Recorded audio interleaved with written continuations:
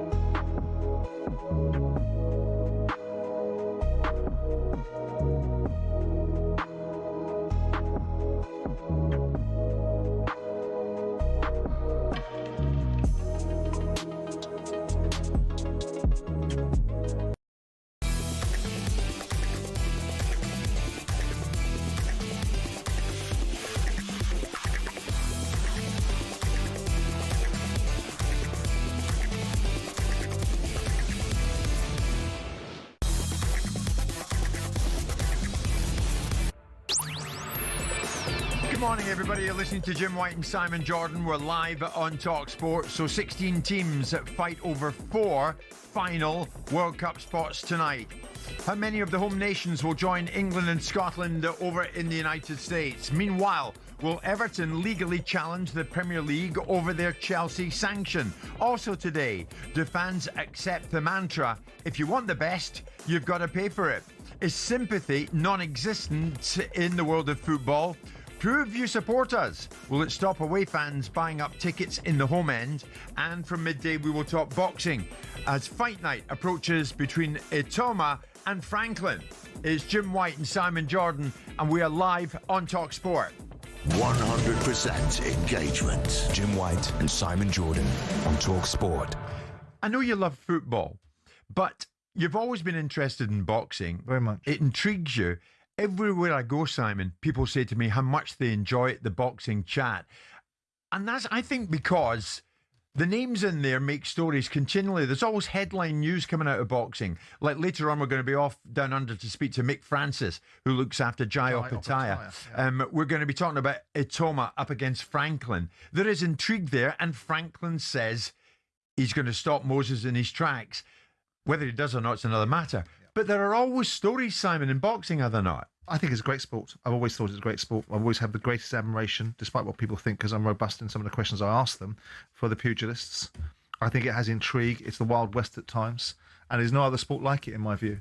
It doesn't provide the same level of integrity and human honesty that these fighters have to go through to get to the achievements that they richly merit when they get them. You see people like Lewis Crocker come in the studio and Jamie TKV that have won belts that are so exhilarated with their work and the achievements and what it means to them. Josh Kelly, all the protagonists, the Adam Boos of the world that are great talkers. Yeah, I think it's a fabulous sport. Yeah.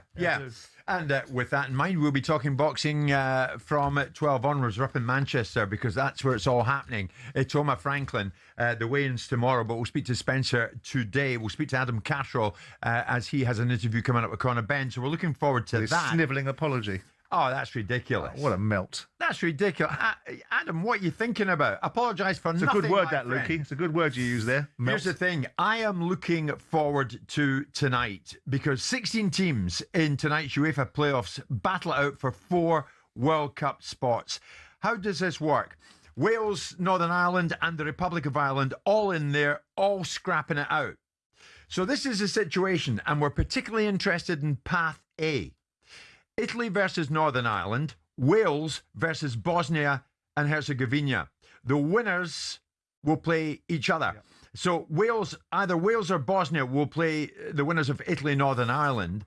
And then we're interested also tonight in Path D, because Denmark face North Macedonia, but more important to us, the Czech Republic face the Republic of Ireland. The winners of Czech Republic, Republic of Ireland have a home tie against the winners of Denmark, North Macedonia. I know your love in international football is England, but indulge in me. How many of the home nations do you think will join England and Scotland in the US?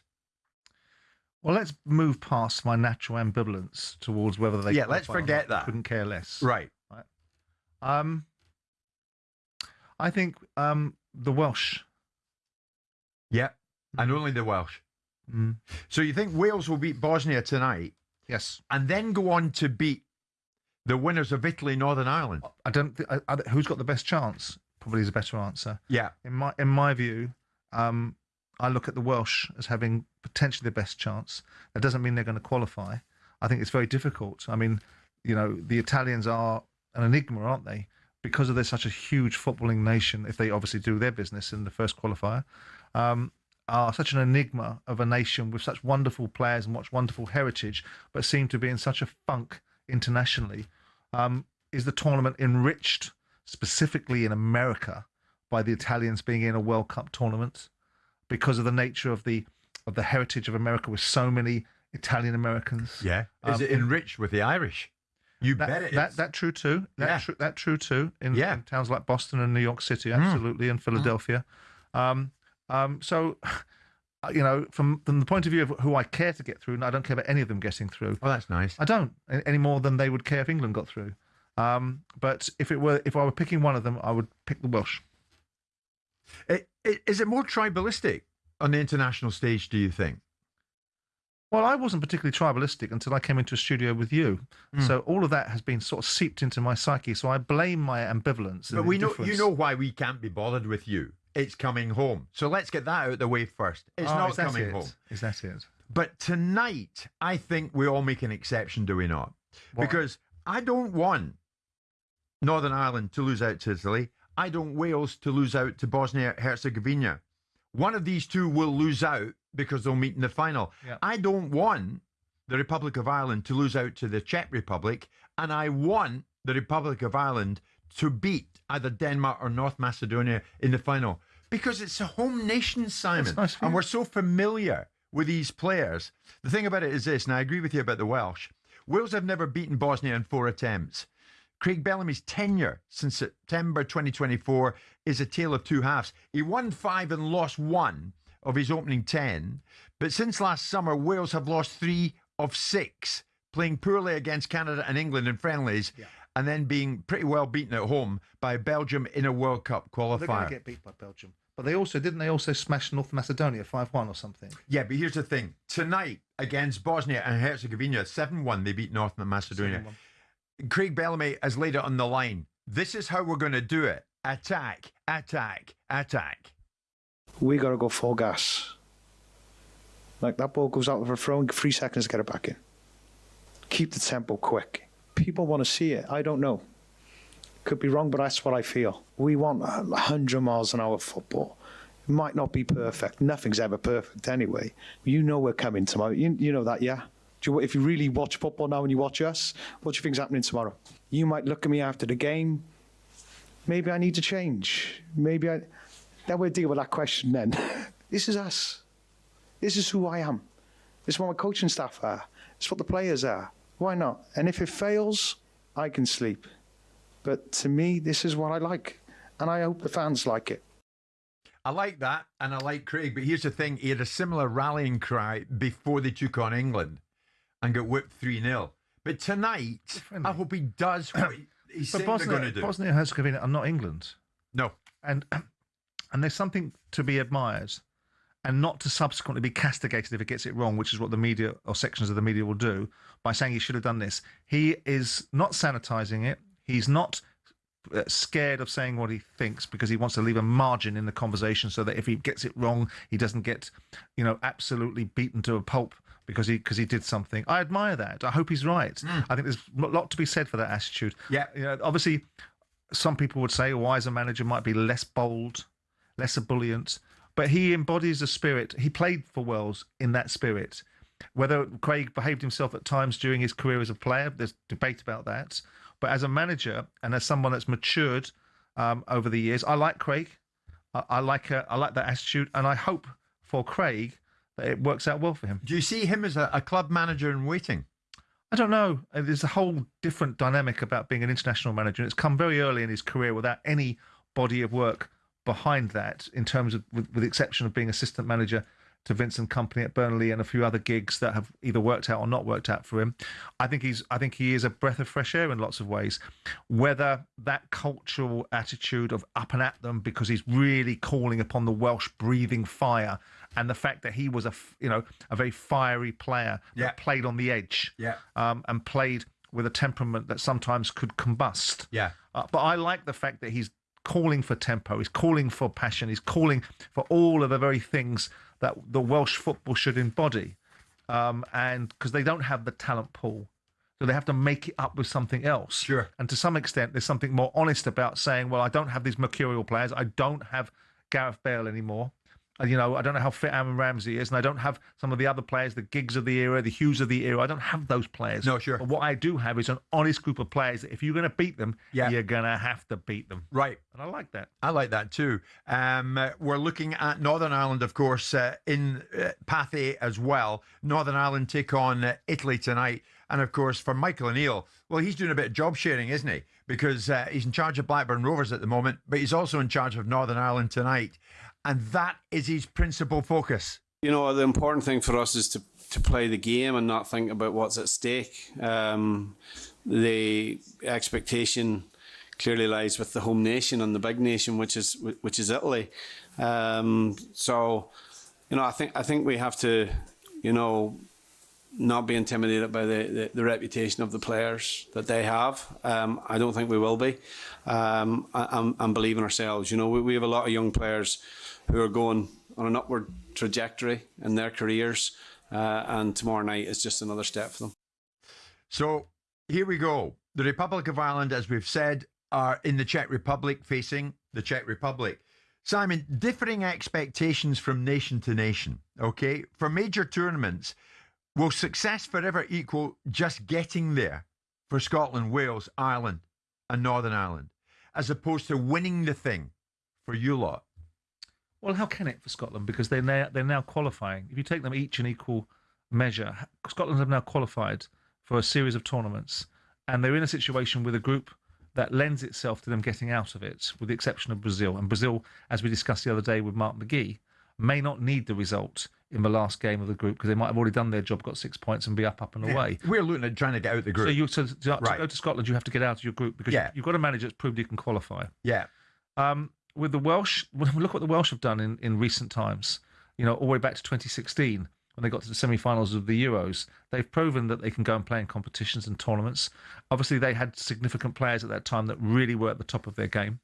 And again, it comes down to Wales qualifying. Ireland, well, you have to go back quite some way for Ireland. You have to go back to 1982 to some extent, if my memory serves me correctly. I'm happy to be corrected. Jerry Armstrong and Martin O'Neill and Billy Bingham as the manager, wasn't it? Yes. And their remarkable achievements in Spain in 82. Look, I mean, all of these countries, but then again, I don't know what the populations of these countries are. I mean, you can look at, I think the population of Scotland's about 6.5 million, isn't it? You can look at countries like Denmark that haven't got huge populations, but have achieved more on the international stage. So a population, a level of population shouldn't determine how successful you are. No. But against some of the bigger nations that are like the Englands and the Brazils and the France and the Germanys of the world, that's a slightly unfair comparison. And of course against the Italians. Look, going to the tournament for Ireland, getting to the tournament, I think would be a massive win. For Wales, And for Scotland, to go to your question, getting out of the groups that they're in, when they, Scotland's group with Haiti, and Morocco lends itself to an opportunity to get 4 points. Let's hope so. Let's hope so. Hope's all relative. Are you going to be cheering on the Welsh tonight? Or what one are you going to watch? Northern Ireland? Republic of Ireland? None of them. None of them? I've no You're going to be a little Englander? If you think that's the case, I have no investment Sitting in at it. home with your wee England shirt on. I have no. I don't need to do that. I'm not somebody that would send you a text message going "Forza Italia" when the Italians are beating England. There you go. I'd not do that. That wouldn't be my mindset. That would be a little Scotlander. But you're not going to wipe your shoes with a Welsh shirt like you did in Qatar. No, I'm not going to. Walked into that big Welsh guy. I'm not going to because I wouldn't be being provoked by some silly Welshman. Nearly at the did time, something like disastrous in your own trousers. No, that's not true. All right. Okay. Well, come on, the Welsh. Go for it tonight. Come on, Northern Ireland, and come on, Republic of Ireland. And of course, as we know, if Wales and Northern Ireland succeed tonight, they'll play each other, but we'll worry about that when we get to it. Just a reminder, the latest episode of How to Win the World Cup is now available to download. Matt Ford and Alex Brooker speak to former England captain Stuart Pearce, who talks up the importance of winning tournaments in defence. You can download that now via the talkSPORT app or your usual podcast provider.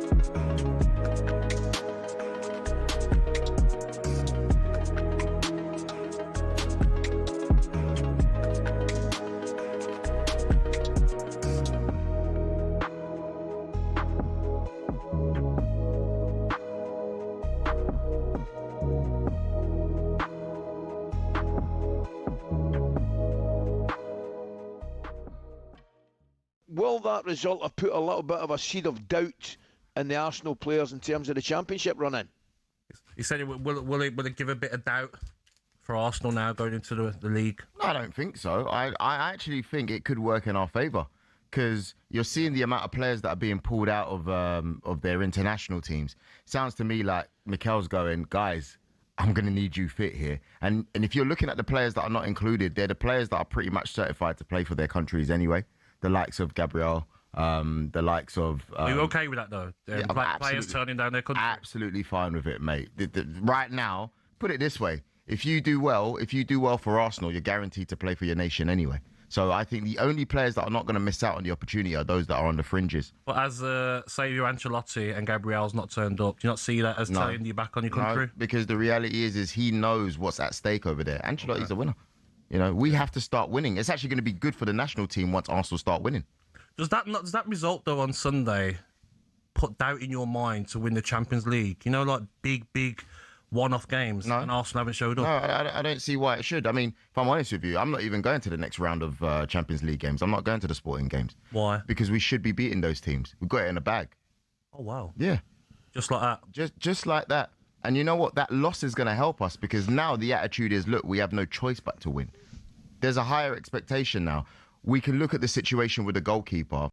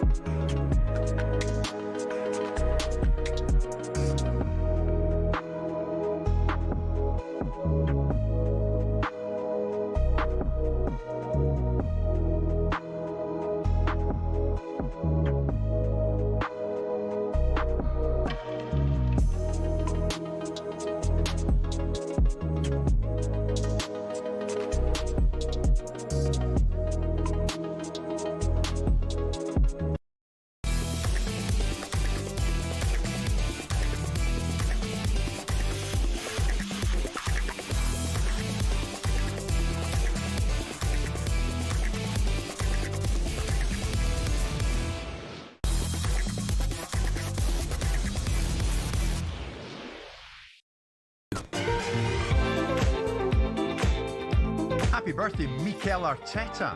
44 today. My goodness, I feel old. Well done, Mikel. Wow. Driving toward, well, I am, thank you. Driving towards that Premier League title, or are they? Sorry, Arsenal fans. Of course you are. We shall see in the fullness of time, but Mikel, light those candles, all 44 of them today. Everton, Simon, exploring legal options against the Premier League for its lenient Chelsea sanction. We all know what came through in recent days. Chelsea were fined at 10.75 million and given a suspended transfer ban by the Premier League after the new ownership self-reported £47.5 million worth of hidden payments to agents and players over a 7-year period during the Roman Abramovich ownership period. There was a lot of outcry around that. There were other clubs saying, sorry, tell us that again. 10.75 million fine and that's it, and a suspended transfer ban and that's it.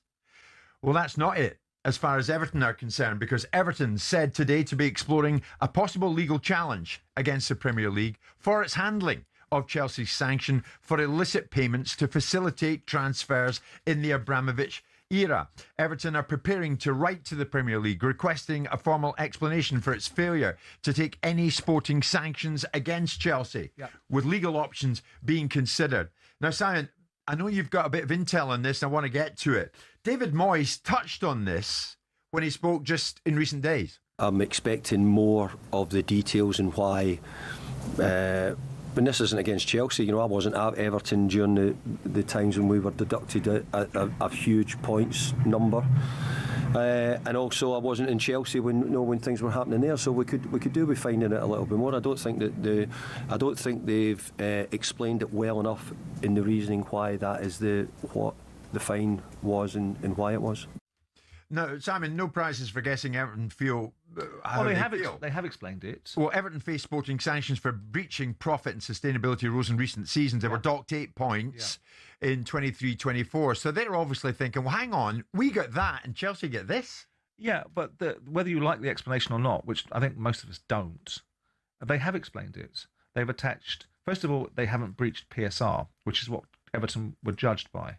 And we all know the ridiculousness of this. You can lie and cheat your way into circumstances, but as long as you don't breach PSR, you're not going to get the same consequences as those that do.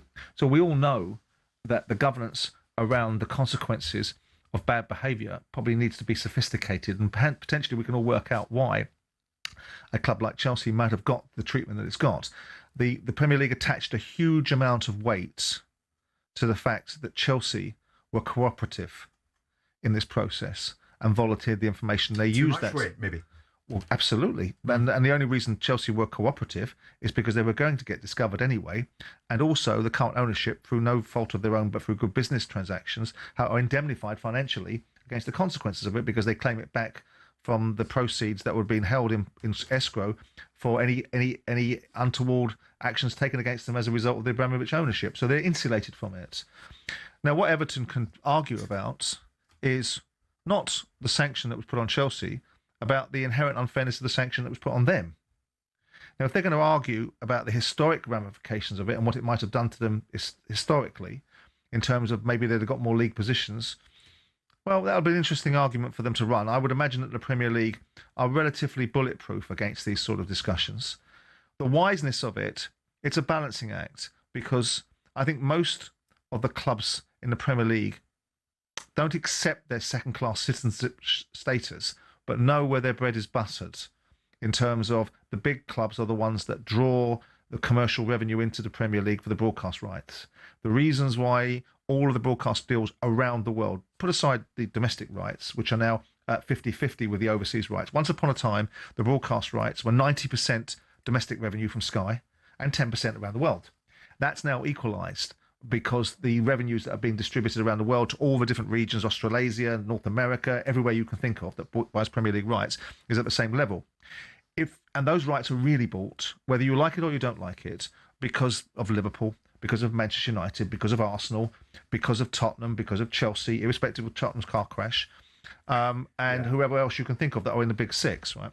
And so you start really unpicking this and starting to say, well, and there's another cab on the rank. Man City, they potentially could be in the same position as Chelsea if they're found guilty. And you start demanding for annulment of leagues and pulling out of champions of that historically and unwinding the integrity of the Premier League. You start saying to all those people that are paying for these broadcast rights, hang on a second, you bought something that you didn't actually, you were watching something that actually isn't honest and true and full of integrity. Right. And then you start unwinding potentially the reputation, and you play into the hands of the other European leagues, and all of a sudden you might get your pound of flesh as an individual football club.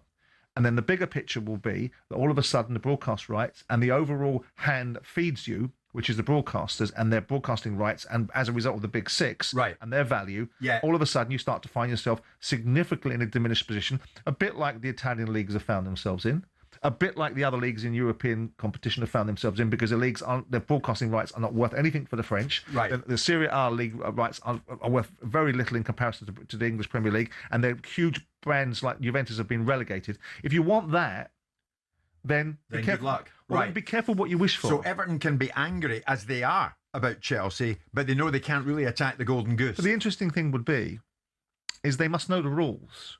Now, the deployment of the rules is a question that needs to be asked and answered, and I'm assuming that, well, it's probably maybe the wrong assumption, that irrespective of what I think of the incumbent management of the Premier League, which I don't think is good enough, I don't think Richard Masters is good enough to run this enormous brand and all of its foibles and peculiarities that it now has, and the sophistication of all the owners and all the challenges that now come as a result of the Premier League and the way it's evolved over the years. Yeah.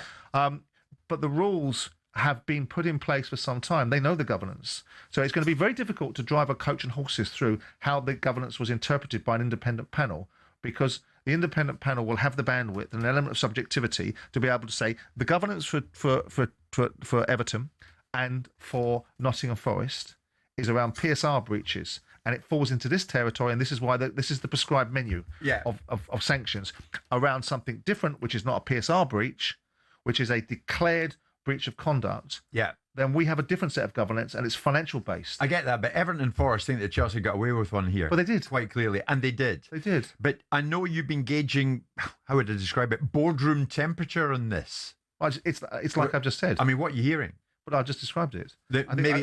Let's be angry, but let's not go too far. Well, I think they're big enough and ugly enough to understand the ramifications of unpicking the fabric of what the Premier League is held together by. Now, does that mean they won't clean their house going forward? Does that mean that they'll close that door and say, right, this can't be repeated? This is inherently unjust. Yeah. It doesn't feel fair because the precedent's been set by the points penalties on other people. This doesn't feel fair for Chelsea. This can't be allowed to repeat itself again. It might be bad for Manchester City, albeit that's been 2 years in the making now for an adjudication.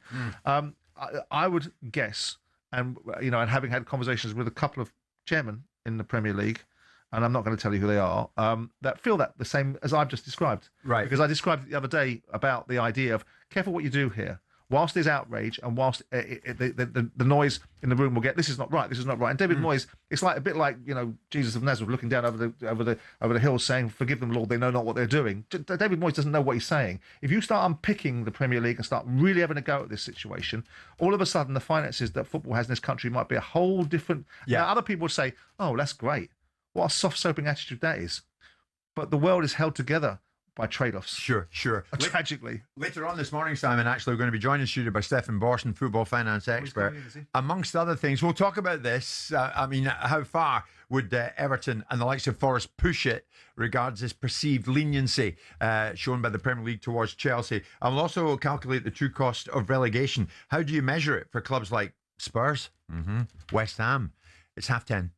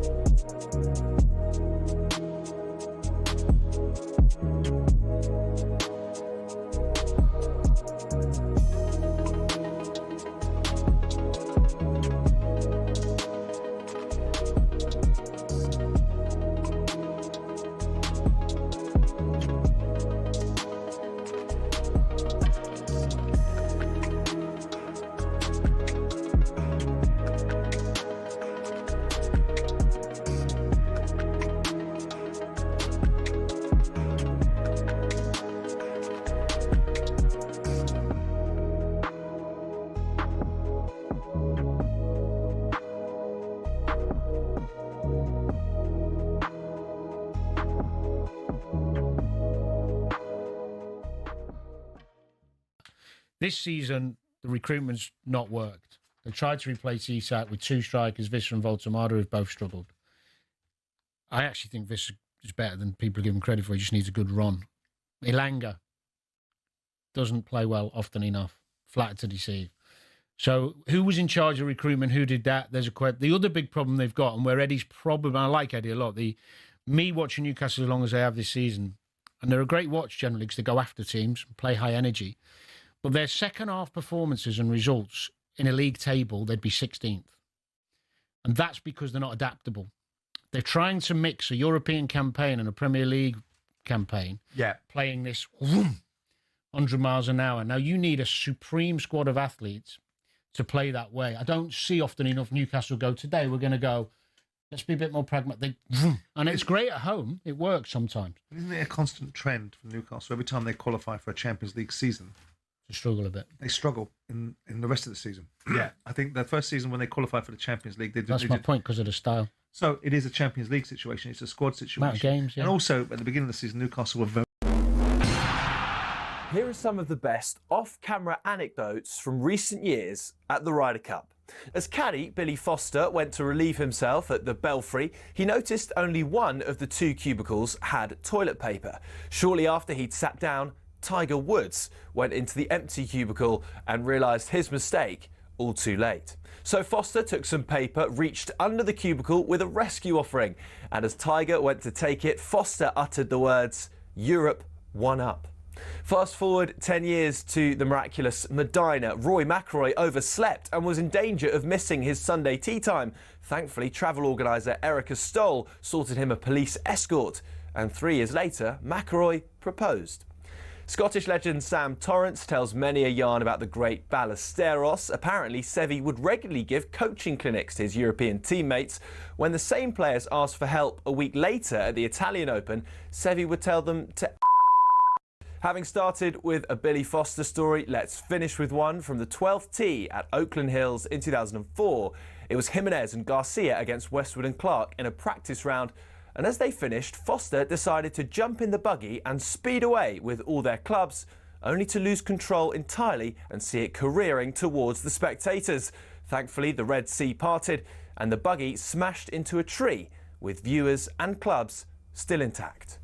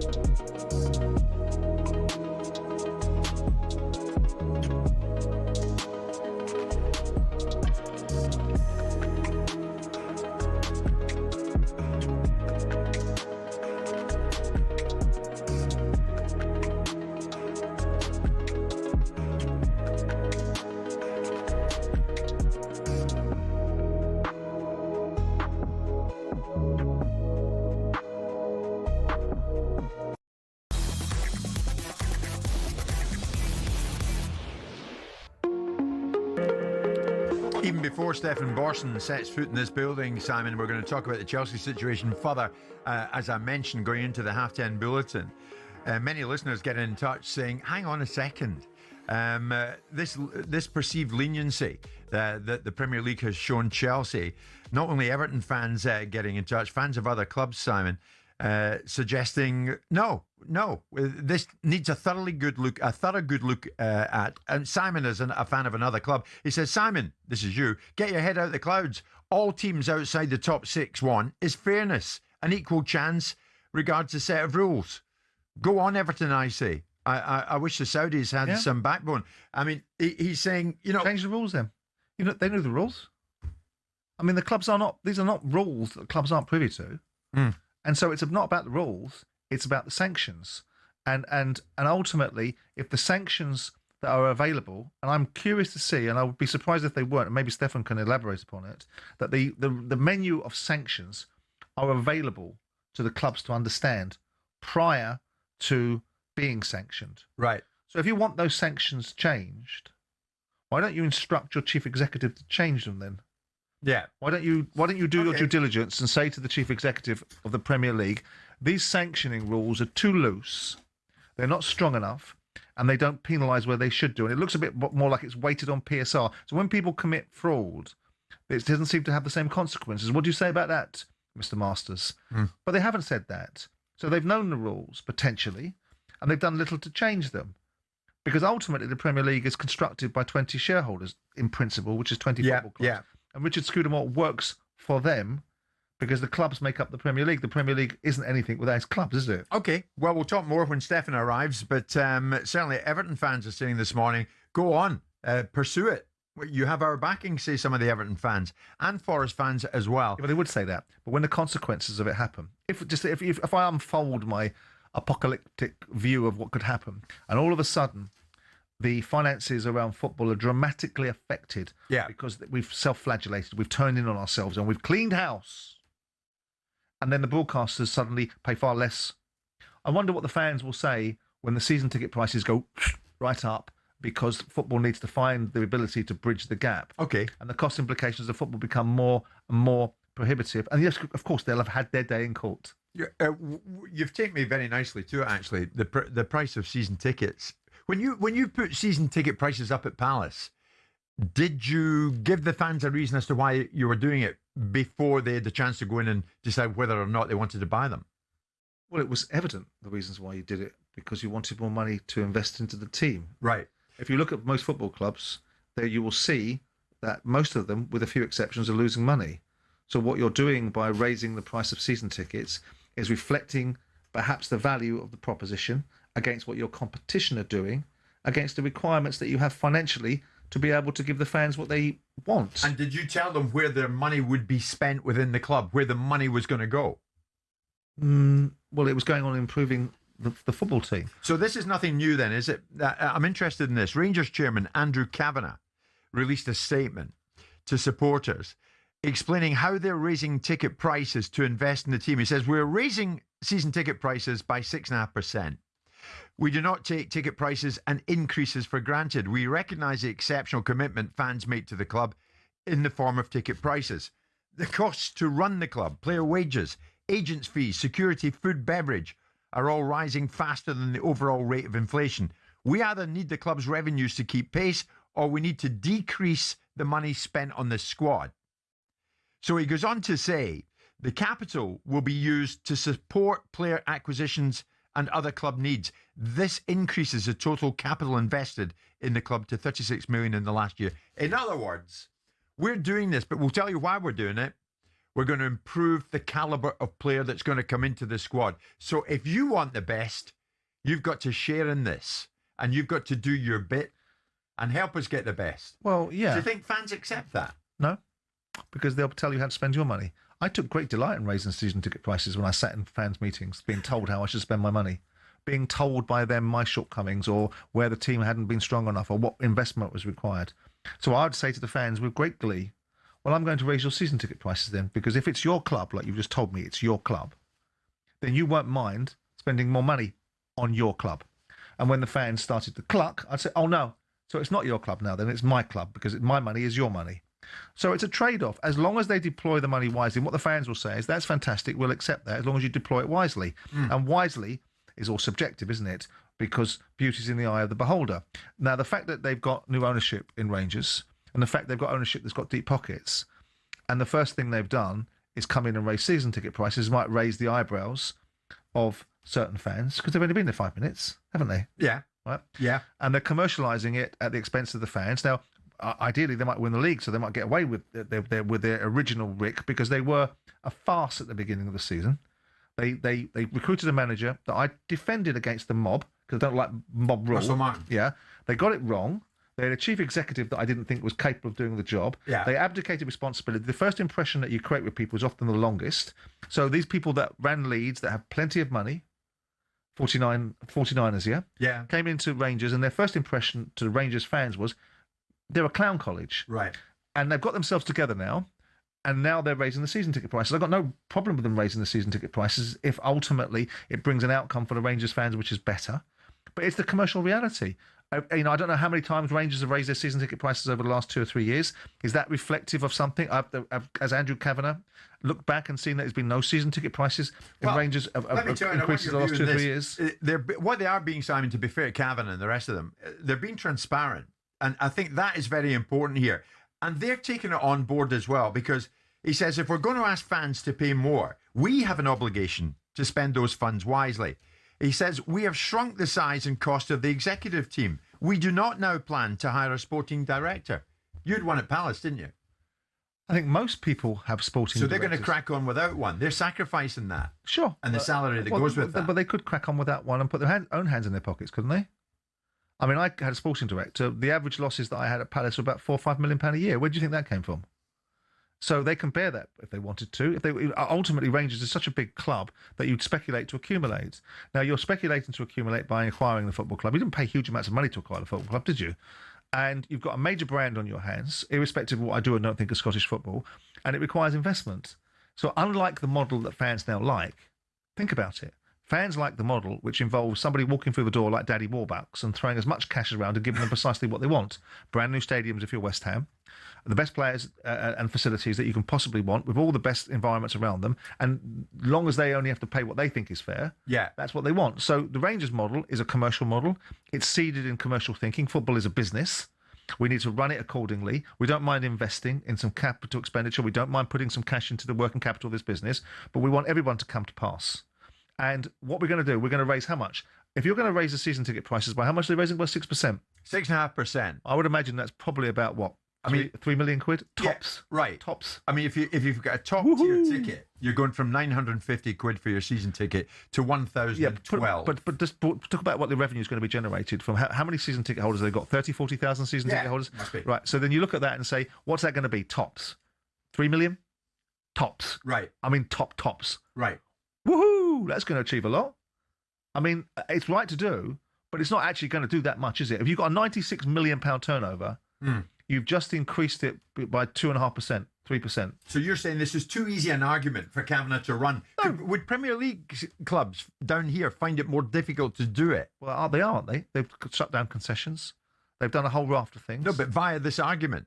No, because the same argument applies. You want success, guys. You fans have got to pay for it. Well, they're not paying for it. We don't hear that. They're paying a proportion of it. Yeah. And the question is the product that they're getting worth what they're paying? You know, whether money's spent wisely. You know, inherently what happens, by the way, is when food and banqueting costs go up, so does the price of the product. That's got nothing to do with season tickets, has it? If the food and banqueting costs go up, which is an example he gave, then up goes the price of the pie. And up goes the pint of the beer. Yeah. And up goes whatever else they put in front of people. So it's all reflected directly into the end user, which has got nothing to do with season tickets. So if you're putting the price of food and banqueting up and the printing of programs or whatever else it is, all of these are not material to season ticket prices. So they'll get it in the food and banqueting prices. They'll get it in what other prices that are available for the consumer to buy, whether it's merchandise inside the shops. Yeah. And they'll get it at season ticket level. Yeah. So as long as the Rangers fans are comfortable that what they're paying for represents value, then it's a business decision that they don't have to justify, really. I know Manchester United is a case in its own, but we saw what Sir Jim did, and we saw what happened there. Many members of staff lost their jobs. Yeah. Out they went. That was obviously a very big part of the trim down. Yeah. The Rangers are not saying this. I know they're not comparable, but they're saying we're going to crack on with life, and we're going to crack on without a sporting director. Yeah, but some people would say, what is the point of that? Okay, has the recruitment of Rangers been a resounding success, just out of curiosity? Because one of the arguments that I'm hearing repeatedly is that the recruitment of the old firm over the last couple of years, and perhaps specifically Celtic, but notwithstanding that, still Rangers. Yeah. And Rangers part of it, because I think Mark McGee was mentioning it. True. Has been pretty diabolical. Been poor. Yeah. So where's the expertise then? Because the predominant waste is not the cost of somebody serving you a hamburger. It's the cost of a player that you bought for X amount of millions of pounds, that you've paid X amount of £1 million, that's of no fit purpose for you. Yeah. So I would have thought that the one thing you wanted to do was make sure that you made sure that the expertise that you clearly exhibited that you didn't have when you first bought the club is there to make sure that the real waste isn't exacerbated, so that people on the ground don't need to lose their jobs. You're not going to let them off with that, are you? The way they started at Rangers. Well, no, I'm just giving context to the overall conversation. No, so I know. So there's more balance to it. Otherwise, we can just say, well done for raising the ticket prices. No, I know. I hear what you're saying. I know. I've got you on that. Any Rangers fans listening this morning, you might want to give us a quick call on that. 6.5% season ticket price rise. You've got to do your bit, says Kavanagh. Are you up for that? I mean, do you actually accept that if you want the best, you've got to pay for it, including you? You've got to pay for it. You might want to give us a call on that. You happy to do that? 03717 223344.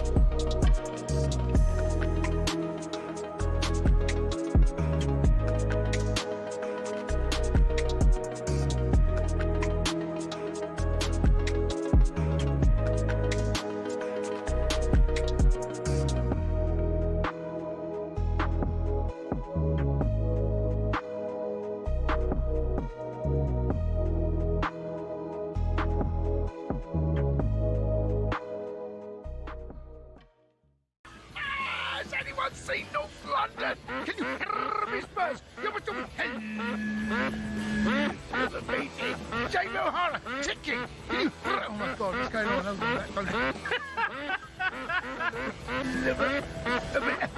Of a beating. Can you hear me encouraging signs? Signs. Can you hear me signs? You're about to win a liver beating Beavertown Brewery. 3-point late. I do you a favour. The Sainsbury's Stadium. The big cockerel. Can you hear me, cockerel? You're about to win a liver beating to Darius Defoe. Help me out. Spurs, you're about to win a liver beating.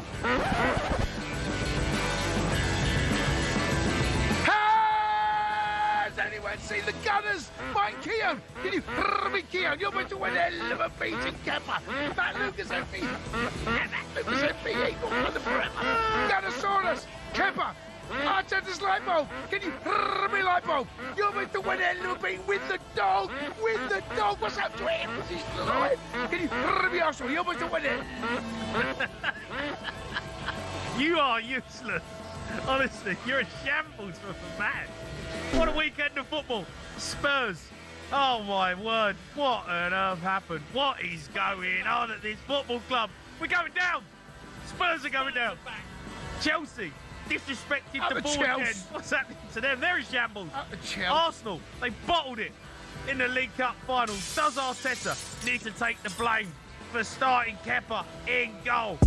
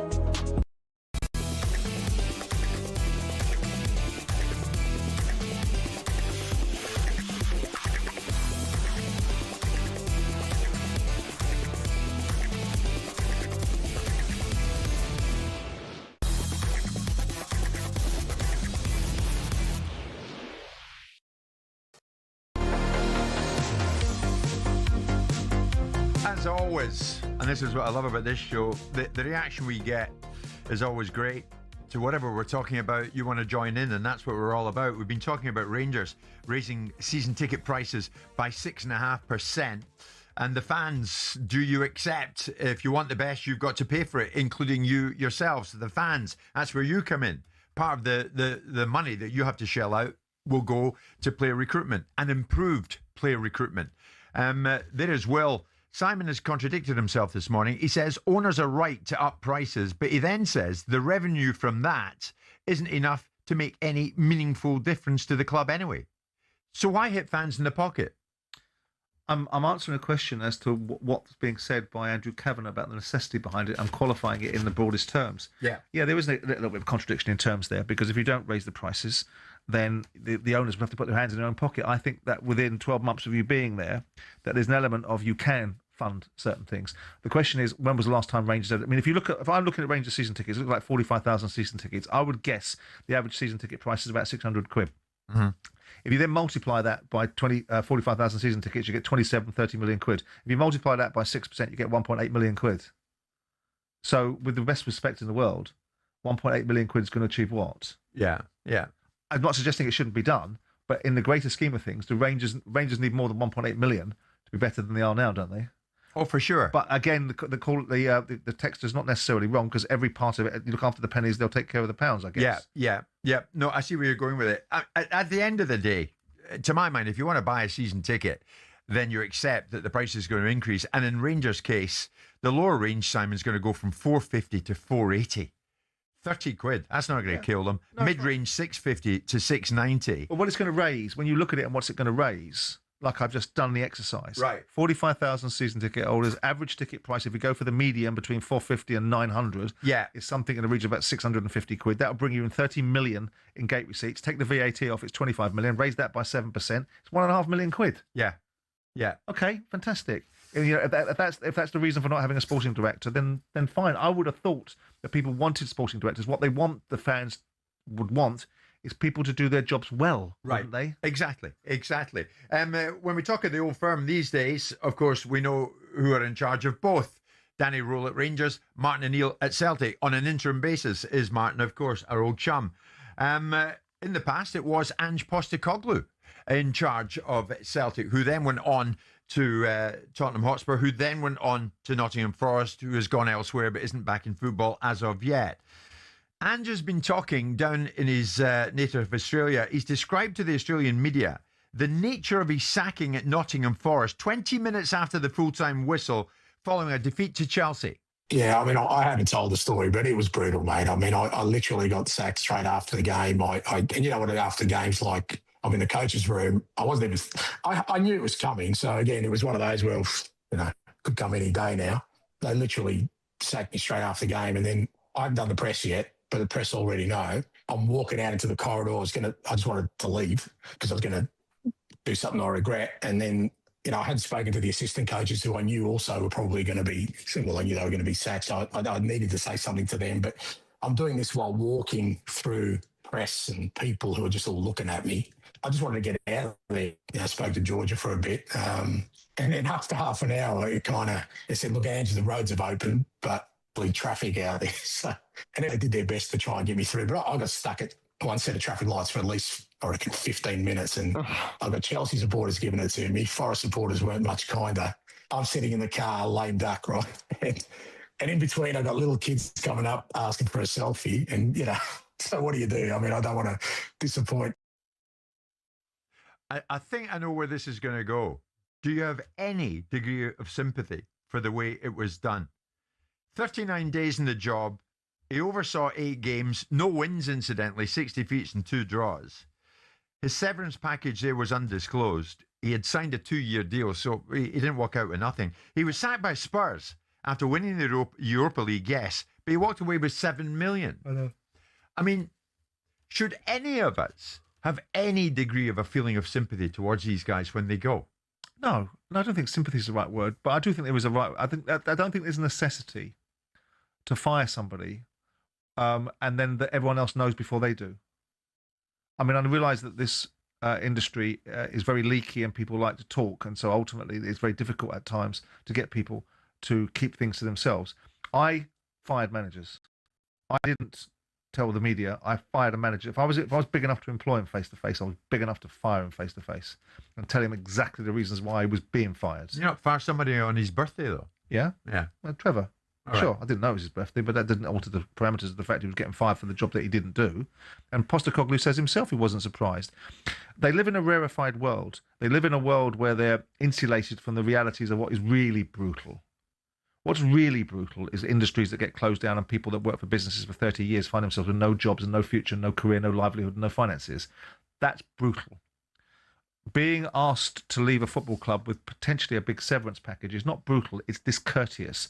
And I understand in their environment that you've got to walk out, you're in a public domain, it can be a little bit degrading and a bit humiliating to be sat there knowing that you've just been fired and you've asked for selfies. So it's very different to be in a public domain. So you've got to price that into the thinking. But no, I don't have sympathy. I think there are better ways to do it. I think that sometimes... What is the better way to do it? Well, I think if you've made the decision to sack him, just fire him to his face. And don't tell the media first. Well, the media got to know first. Tell the man first. You employed him. You gave him a job. I think there's something to be said for that. Now, sometimes sometimes people just don't deserve any courtesy. By the way, some people behave so appallingly that they deserve to be dismissed by the janitor. Rather than the CEO or the owner. What was the harshest way you sacked somebody? Well, I think it depends who the person is. Did you always do it the right way? Well, it depends what you think. Nobody thinks it's the right way if they're getting fired. But anyone that gets fired is not surprised. He wasn't surprised he got fired. No. If you fire somebody and they're surprised and there's something wrong, more often than not, someone being fired is exactly what they deserve, and they're not surprised by it. But on occasion, you got a little bit of glee out of it, didn't you? I don't know how I'm going to get on without you, but on Monday we're going to try. Sure. Because I didn't like people wasting my time and people not doing their jobs. And so I didn't feel the necessity to give them any more courtesy than the courtesy of being fired to their face. Yeah, yeah. Can you see Ange back in the Premier League anytime soon? Or is he gone for good? I think he... I mean, where is he reputationally? I like him. I know you do. I like him as a fella. Yeah. I like him. So do I. I liked him when he got into Tottenham. He started very well. I think at the end of the day, he got caught up in arguments with the media, trying to make a point, trying to present himself in a certain way. And I think he showed certain deficits that we all have, certain facets of our character that probably were best not revealed. He doesn't like criticism. Who does? He doesn't take criticism very well. People have got to learn to take criticism. And I think his job at Tottenham in the end, I think whilst winning the Europa League, I was one of the guys saying he's got to be fired. It doesn't matter what he's done, it's about what he can go forward and do. I remember it. And he's shown what he can do, and I think you've seen the levels. And at Nottingham Forest, I thought it was a strange fit. He himself isn't surprised. So when if he's explaining a scenario, because people love to tell football stories, they love all the romance of it and all the lionisation of these characters, and none of them really deserve it half the time. So when I sit at football dinners, listen to people talk about what happened in football, I think, what a load of old fanny. If you actually ran a football club and you heard how these people operated, you wouldn't be lionising half of them. So they like to tell these old football stories, and they think it's all wonderful to listen to. Yeah. But was he asking for sympathy? I don't think he was potentially. I don't think he was throwing himself on the sympathy vote. No. I think he was saying, this is what happens. Yeah. This is what happens in football. And it's the only industry where people get paid to fail. So I wouldn't feel too sorry for them. Yeah. But I do think it takes a man to employ someone, it should take a man to fire them as well. Yeah, fair enough. In football terms. In football terms. Thank you so much for that. 11 o'clock, remember, from 12 onwards, we'll talk boxing.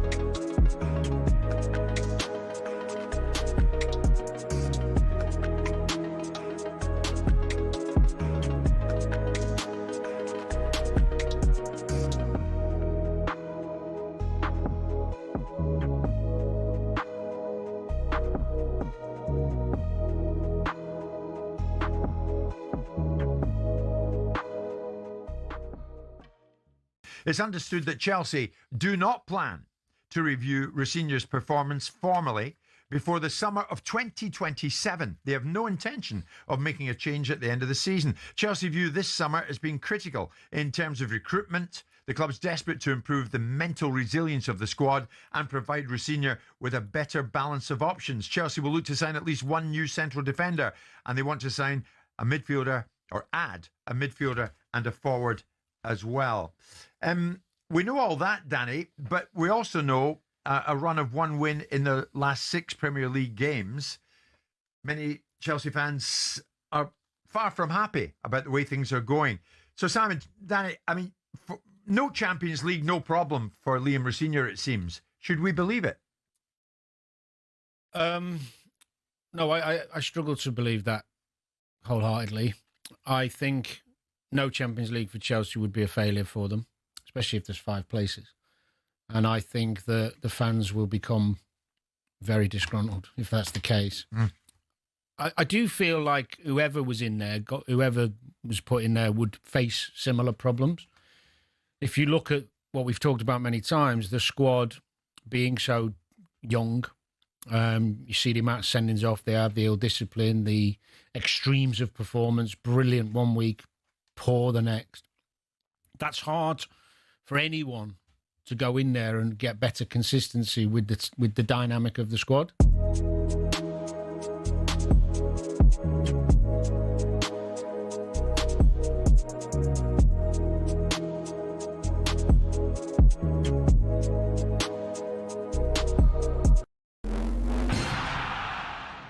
Tyson Fury, Floyd Mayweather, Canelo Alvarez.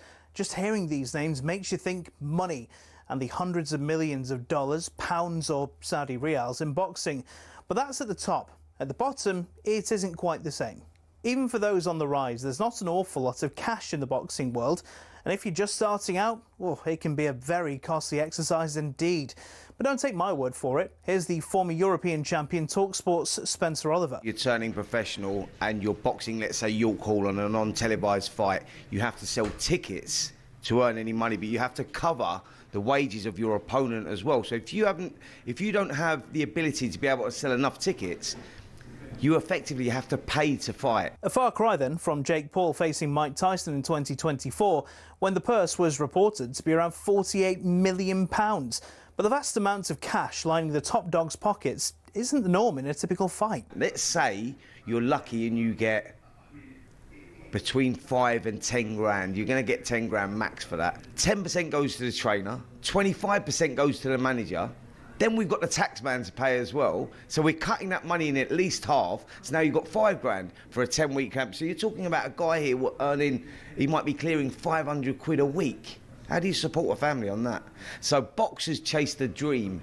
And, you know, there's probably 2% of them that actually make it. So say you do make it and you start to rise up the ranks. Strikers Boxing, a training academy, says the mid-tier fighters can earn more, somewhere between £10,000 and £50,000 a fight, depending on record, profile, opponent and popularity of weight class.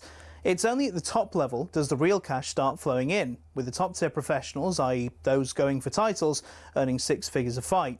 Something else you'll have heard of is the terms prize fighter or journeyman. A prize fighter is, as it sounds, someone who picks up fights where they can and gets a nice big check if they win. Journeymen are the fighters who take on up-and-comers, effectively used for experience in the ring. Even if they're going up against the real prospects, a young Anthony Joshua, for example, these guys will be lucky to earn more than 10 grand. So the average boxer isn't as rich as you'd think.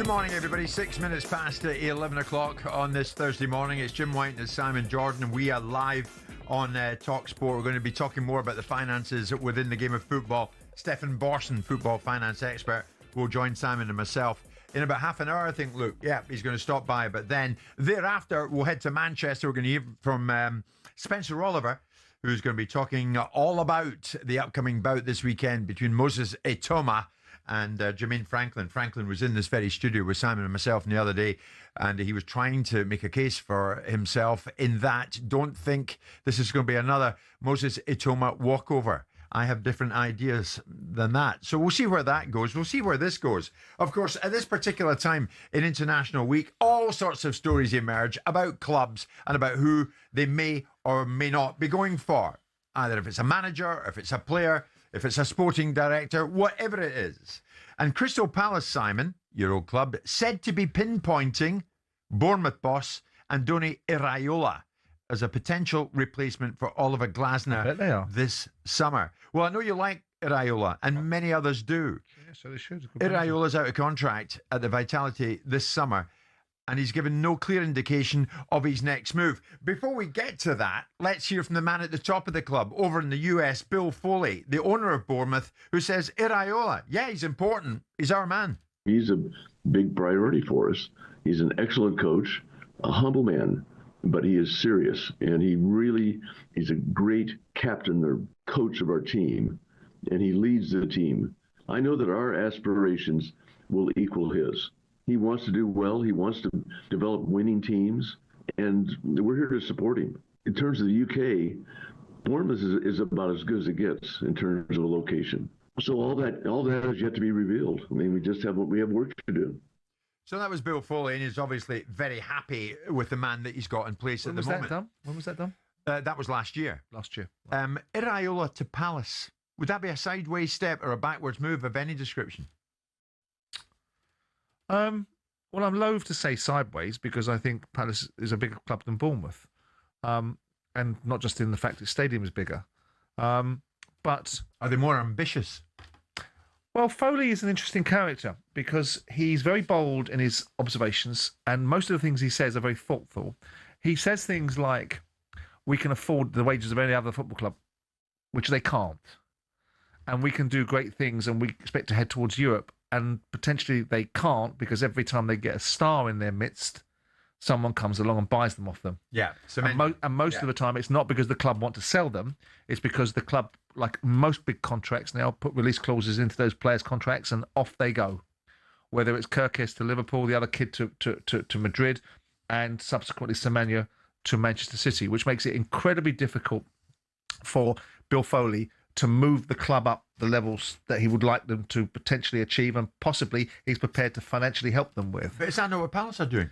For Bournemouth, read Palace. But then you've got a different ownership, because Foley, I think, is prepared to back and finance, whereas I'm not entirely sure. Parish hasn't got the money, so the Americans are the ones that provide the cash, and clearly there's been a fallout and departure. So you lose Glasner, and I don't like Glasner's behaviour, but the incite to riot that he took advantage of or exhibited was brought about by the failure to support him.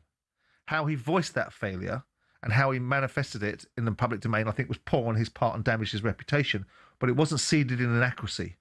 He had produced a Palace team that had won the FA Cup, that had steered him away from the car crash that Patrick Vieira had created for Palace, done it well, not been backed in the first summer, took it on the chin because he'd been there for 5 minutes, came back the following season, got them going after keeping Mateta out the side for a bit because he wasn't fit, got Palace going, really punching hard and heavy in the league and in the FA Cup final. And his reward for that was to have the players sold from underneath him and the funds not redistributed and to give him an opportunity. Right. So why would Glasner, why would Iraola, who's an ambitious manager that will be sought after by lots of football clubs of a higher standing than potentially Crystal Palace, look at what's happened to Glasner and go, oh, I'll have some of that. Right, I see where you're going with that. And when you listen to what all I hope he does. Said, well, you've made a great It'd be a point, massive Sam, coup for Palace. Because every now and again I've thought, God, what Glasner has said there regarding Crystal Palace, is that not bound to put off prospective managers? For example, this. Heart gets torn out twice. in a season, one day before a game, with Eze in summer, with Gay now. It's tough to survive, and that's how it feels right now. We feel that we are being abandoned, no support. If Crystal Palace is fine to end the season like this, with Oliver Glasner, with another manager, I don't know, I don't care, and they are fine with this, okay, they can do it. For me, it feels we just wait when all the players are back, it will be okay, we get 42 points at the end, it's all good, it's fine. But it's not how we are acting. I mean, any manager who's thinking, I wouldn't mind getting the job at Palace once Glasner goes, you hear that and you think, hang on a second. Yeah, there's also a part of you that says that clubs should have to actually only afford what they can afford. But if you're an upward direction manager that's sought after by others, I mean, look at Palace, and people are going to say, "Oh, gleefully fill your boots, Jordan." But you've lost your sporting director, you've lost your CEO, you've lost a major shareholder that's had lots to say, whether you think a Texter had lots to say about Parish and his operations, and now you're losing your manager. So that, what does that tell you? Something's not quite right in the fit, is it? And Palace, I don't want Palace to put themselves in financial jeopardy, because that's not what I think football clubs should do. I've been on the receiving end of financial jeopardy. I know what it feels like. But you're either an ambitious football club that wants to keep their best managers, or you don't. So Glasner's taking you to a point where the world looks very bright for Crystal Palace, and now it looks dark again, because they've been told there's no ambition, there's no money to be spent. The only money we'll spend is the money that we spend on players that have been sold. All the best players we've got, Elise, Gehi, Anderson, Eze, they've all gone. Yeah. And we've replaced them with lesser thans. Now, of course, Palace have spent big money in January. Maybe if they'd have spent that in the summer, then maybe the conversation with Glasner might have been different. They bought the fella from Wolves, who I think is a donkey, but we'll see. Yeah. We'll find out in the due course of time. Glasner undoubtedly has a case, but you just don't like the way he's done it. He undeniably has a case. And Crystal Palace also have a right to only spend what they want and to not put the financial future of the club in jeopardy, and maybe building the new stand, if they ever do that before they finish writing the Doomsday Book, is a financing operation that costs a lot of money. But they've got, the thing with Palace is this is a choice, because they've got billionaire owners. Parish hasn't got the money. Parish has made more money out of Palace than he's ever made anything in his life. So he rubs his hands together and pinches himself for all the joy and luck that he's had. But the other guys, Blitzer and Harris, they've got plenty of money. So why they don't make cash available to push Palace on, that's a question that needs to be asked and answered internally. Yeah. That's sort of stuff that John Textor was alluding to. And whatever you think of Textor, he made some relevant points. So with this in mind, going back to the point in case. Yeah. A backward step for Iraola to go to Palace. Would it be? But Foley, to me, feels like he's a more ambitious chairman and feels like he's more prepared to put some money behind it. At the same time, that you say, well, he sells his best players. This is the challenge, because I don't think he particularly wants to or accepts it as part of the DNA of his football club, but it's the reality of the industry that he's in. Yeah. And you'll never hear, I mean, maybe it's wise, you'll never hear the Palace board turn around and say, we can afford anything we choose to and we can match pound for pound the wages of others. Now, I think that's a ludicrous statement, because you can't. No. PSR will restrict you from doing it. You can't pay pay a Bournemouth player £400 a week. Yeah, but you also wonder what Palace told Glasner when he took the job. Well, I think it's different. I think that's where Glasner's got to be careful, because Palace gave him an opportunity. It was a nice little partnership. He wanted a way into the Premier League. Palace gave him a chance. When he came out of Eintracht Frankfurt, irrespective of what he might have done there, he was considered to be a pain in the backside. He was a temperamental manager, which has been exhibited when he's got things that he doesn't like. But Palace took a punt on him, a very good punt, because he proved to be a very good manager. Yeah. So he was given an opportunity by Palace to prove himself in the Premier League, and now his currency's gone up. Now, he's diminished his currency a little bit because he's behaved like a child in the manner in which he conveyed his departure. But they can't help themselves, because they've been built up into, we are the club. No, you're not the club. You're a manager in the club. You're not the most important person in the club. You work for someone else. But because they're constantly built up into this mindset by aspects of the media or the public saying, you're the main man. No, you're the manager. And you're a manager and you work for someone else. And when you run something and you're the paymaster, you can say what you want. Until then, you've got to sort of stay in your lane a little bit.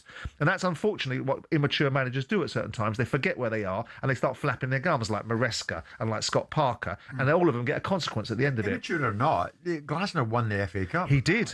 And that should be giving him some huge currency. He should be giving them some currency. Yeah. Well, they're not doing well in the cup. They snuck past the ointment team, didn't they? Arnica. And ultimately, people expected them to. What is this word? Ultimately, I keep using. And as a result of that, people expected them to win the Conference League. But he's no doubt he's a good manager. Yeah. And it's disappointing that he's potentially hurt himself, because he would have been looked at, no doubt about it, by big football clubs. And there's no doubt about it now that bigger football clubs that do not need managers off the reservation would look at that and go, Yeah, exactly. In a nutshell, in a word, Iraola to Palace. I think it'd be a massive. If they do, he'll have worked the Oracle. And Parish is very good at doing these things, so I wouldn't put it past him to be able to achieve it. But I'd be very surprised if they can get him out of Bournemouth. Then they've done really, really well. All right. Ultimately. It's 11:15. We're live in talkSPORT. Ultimately with Selco. That's the one. That's where the trade goes.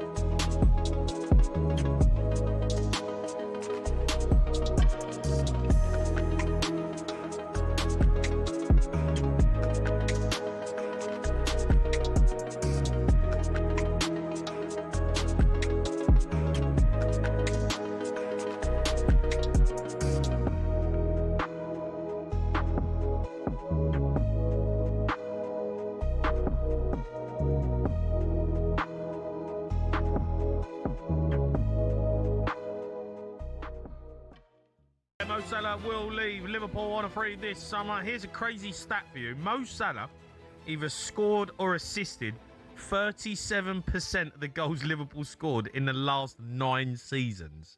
Yeah, he's, and I think it was Hugh Wisencroft that said there that the awakening of Liverpool was down to Klopp and Salah. Those two worked in such sync. Klopp made Salah the player that he is, or allowed him to be the player that he is. Yeah.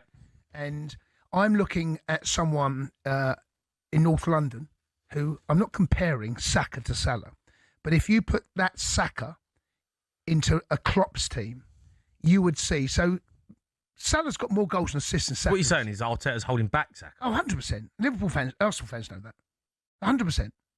That's not up for debate, is it? I'm not opening up a debate here. I'm just stating the fact that Mo Salah's got more goals and assists this season in all comps than Saka. Now, if Klopp had Saka at the time that he was going through that brilliant time at Liverpool, you'd see a totally different Saka. Arteta's getting a different role out of him. There's no way Mohamed Salah would not be the player he is if he played under Arteta. Don't even go there with me. Okay, Don't have that argument because I'll fall out with you. Okay, but I don't think Saka can do what Salah's done.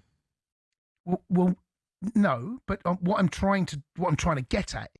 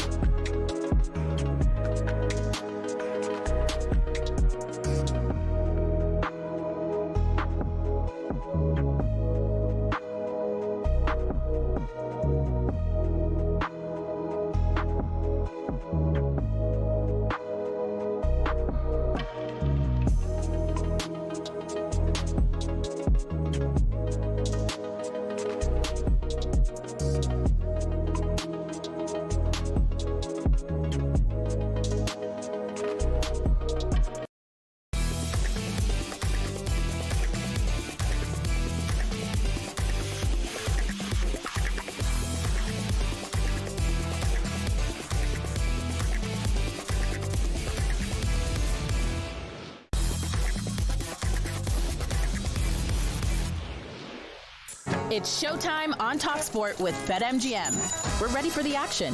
Are you? Visit betmgm.co.uk or download the app. 18 plus. Gambleaware.org. Sean Martin joins us from BetMGM. We're going to look at some of the top sporting events and the odds round and about them. Sean, good morning to you. World Cup qualifier previews. Unlike the man to my immediate left, I would have thought you'll be rooting, Sean, for the Republic of Ireland, for Northern Ireland, for Wales tonight. Rooting for them. Morning, lads. Yeah, big games tonight. Thankfully, though, no Scotland involvement. That's the main thing. I don't know if my heart could take that one, Jim, if we were in a playoff. But yeah. We'll start with Wales, chaps, playing Bosnia and Cardiff. 4 to 5 favourites to win in 90 minutes. 4 to 11 just to qualify. 4 Leeds players in the spine of that team. Matt Gibson was telling me, meaning he'll be watching it through his fingers, no doubt. But the main man, definitely Harry Wilson, is bang in form as anyone at the moment. Doing it for Wales, doing it for Fulham. He's 9-5 anytime scorer tonight, Jim. Of course, if Wales do get through, they play at home against the winner of Italy versus Northern Ireland. The Northern Irish out to make their first World Cup since '86. Italy, well, they've missed the last 2 despite winning a Euros in between.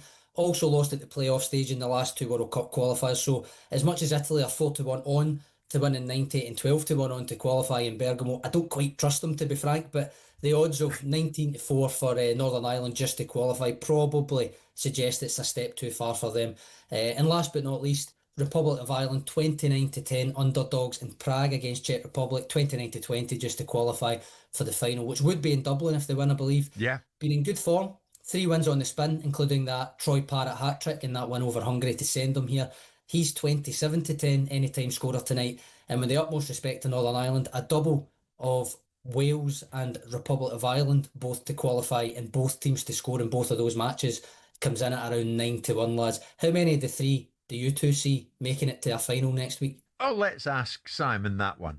How many of the 3 do you see joining us in the US of A? Haven't we danced this dance already? Don't you pay attention to earlier on in the show? Yeah. Get some different content. Yeah. Wales. Wales, okay. But Wales, brackets, complete indifference, Sean, I think is disinterest. His full answer. He likes that word, indifference. He likes that word. Yeah. Well, every time you come on, it becomes more prevalent. I reckon of all of them, I think the Welsh. Yes, I agree with my learned friend to my left. But Sean, you want them all there, don't you? Where's the money going at the moment? We've seen a bit of movement for Republic Ireland, to be honest, since I looked at it this morning. Yeah. As I say, they're still underdogs, 29-10, almost 3-1 to win in 90 minutes, 29-20 just to qualify. But they are in good form. They do have a player there that is in good form for his club, Troy Parrott. I think he had 4-4 coming into this. Yeah. And obviously he's been doing the business for them internationally as well. So again, with the utmost respect to Northern Ireland, Italy should beat them. As You I say, would I don't think. necessarily trust Italy to get it done. I hope not, but you would think. Yeah. You lot only want them there to qualify. So when you get pumped in America, and ultimately they do as well, it can deflect from your own inadequacies, don't you? Yeah. Sorry, that's what you want. Who asked you? That's what you want. You want some deflection from what's going to happen to you. I agree with you, Sean. The Republic of Ireland, if they can find a way tonight against the Czech Republic, and then they've got a home tie against Denmark or North Macedonia, I mean, come on. Anyway, we shall see. Scotland are there, Sean. That is the main thing, and his mob. Moses Ituma against Jermaine Franklin. Where are you going with that, Sean? Ituma first fight since stopping Dillian White in August. He's on a 9-fight run of stoppages, 20-1 on just to win at the weekend. Jermaine Franklin, decent experience though, never fought for a world title, I don't believe. His only 2 losses were in Britain against British fighters, AJ and White, both beating him on points, the latter somewhat controversially. I heard Carol Frampton, so I was listening yesterday at least. I heard Carol Frampton on with you lads yesterday. Believe he reckoned Ituma in 3 or 4 rounds, and Ituma win in rounds 3 or 4 is 4-1 odds by our reckoning. Ituma not actually seen a third round right enough since 2023. I suppose, is that how you see it playing out, Simon? And is this the step up you wanted to see for Ituma, or could they have gone a rung further, do you reckon? No, I think it's a decent step up because of the credibility of the resume in terms of the taking Anthony Joshua the distance, rebuilding Anthony Joshua, and potentially winning the fight against Dillian White, which we saw Dillian White and what was left of him in the Moses Ituma fight. Yeah. I think it's a decent on paper fight. He'll make it difficult for him, but I've said from the outset, I think he goes through him. And everyone else around me, whether it's on Talk Boxing, whether it's Paul Smith, whether it's Adam Booth.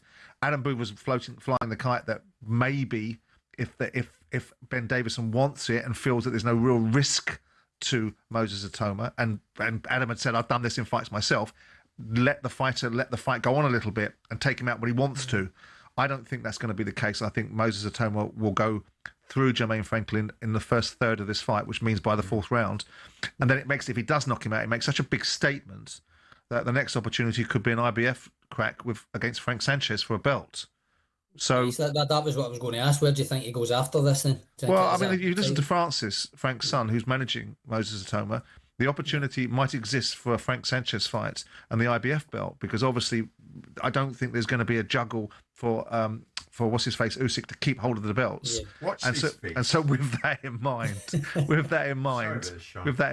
I think that if he goes through Jermaine Franklin, as I think he will do, I'd like to see him in against a Frank Sanchez or a Filip Hrgovic. I think Hrgovic is easy to hit. If he knocks out Hrgovic, people are going to go, wowzers, look at that. Yeah, a shorter answer would have done us, but that's fine. I think he knocks him out in the first round. I've got to say, Moses Ituma, he means business. Do fighters really do why didn't you say that when he was in the studio then? When Jermaine was in the studio? Why did you say he didn't say anything, did you? I kept quiet on that view. But do you think fighters, honestly, their trainers say, toy with them a bit? Well, I asked him. him. My way when you want. See, I asked Adam this because I said, is it an immature question or an industry lack of savvy question for me to ask? Would he want to get rounds in and potentially do a sort of raging bull and carry the fighter for a few rounds until he feels the disposing of him? Yeah. And Adam said, no, it's not beyond the wit of man, and we did it in fights. And I forget the fighter that he named because he wanted him to get rounds. Yeah. He didn't think there was any risk in the fight, so he wanted him to gain experience by being in the ring longer. So it does happen, as unbelievable as it is. But I don't think Ben Davison is going to send. You'd want to do that. I think he'll send him in there to knock him out. I would doubt that. And Moses will do it naturally. Okay, night 8 of the BetMGM Premier League darts in Berlin. What's your thinking there? 23-2, by the way, Jim, for Ituma in round 1. So 11.5 to 1. So put your money on it then. Put your money on it then. Well, let's hope Jermaine's not. Put your money on it then. You're the one who said it. Yeah. Well, I've got go on in. A Scottish tenner in my hip pocket. Yeah. I might just do that. Yeah, okay. On you go, Sean. Legal tender, Jim. Legal tender. Yeah, 9-8, halfway stage now of the of the regular season, and we're in Berlin for it, which means it's an earlier than usual start. First match. Oh, that's right. That's where England were the Euros final. Simon didn't go. Sorry, Sean. On you go. 6:10 or so for the first match. The fixtures tonight also based on league position, so top versus bottom, second versus seventh, and so on. Last few weeks, Luke Littler has just massively kicked into gear. He's won 2 of the last 3 nights, hit 3 170 checkouts in that span, hit the most 180s on both the last 2 as well. He's 5-4 favourite to win again tonight. However, German venue's not exactly been the most productive for Littler in his career to date. And he does face Stephen Bunting first up here, who I believe told you himself in Newcastle before we kicked off the season, Jim, that he feels he's got brilliant backing from the German crowd. So definitely something to consider there. Bunting won it in Berlin last year, of course, 20-1 to do it again tonight. Elsewise, Jan van Veen missed last week with illness. He's expected back tonight. Unsure how fit he'll be. He takes on Gerwyn Price first up, who last week, I don't know if you caught it, but had a ridiculous night last week. He thrashed Josh Rock 6-0. Trounced Luke Humphries 6-1, then went 5-0 up on Littler in the final, but lost at 6-5. The other quarterfinals, Johnny Clayton versus Rock and Humphries against Michael van Gerwen. All of the current top 4, so Clayton, Littler, Price and Humphries, to win their openers, comes in at around 3-1, and it's 6-1, Jim, for Berlin to see its first ever Premier League darts 9-darter as well. Brilliant stuff. Sean, thank you very much indeed. We like you, or at least I do. That was a look at the latest odds thanks to BetMGM. Visit betmgm.co.uk, download the app. 18 plus, begambleaware.org. It's showtime on talkSPORT with BetMGM. Keep things golden with responsible play at betmgm.co.uk. 18 plus, gambleaware.org.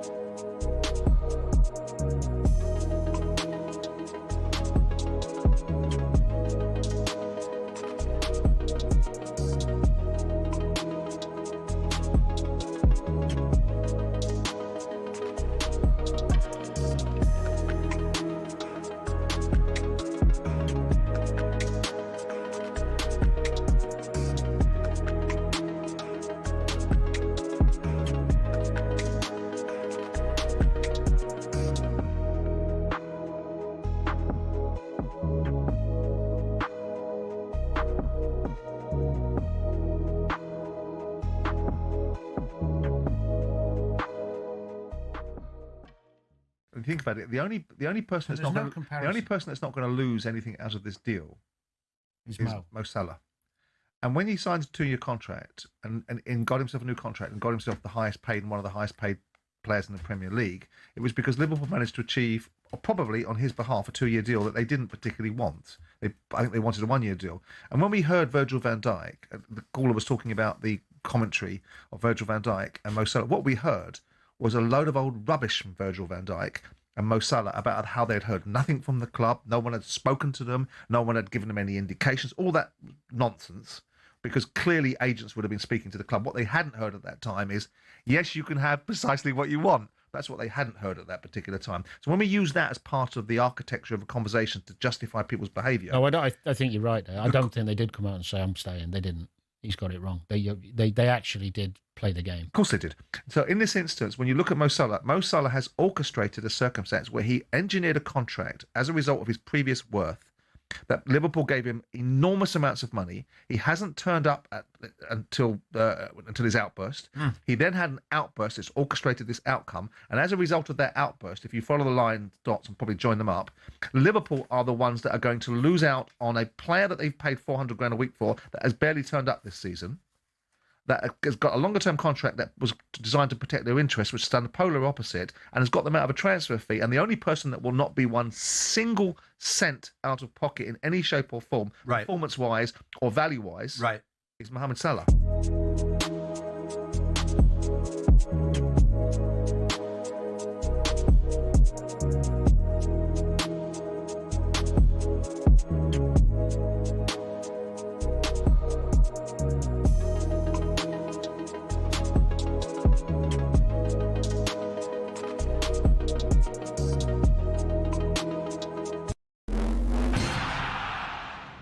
The German leading England. It all sounds a little bit odd, but as Thomas Tuchel tries to bring football home, here's how he ended up in one of the most scrutinised jobs in sport.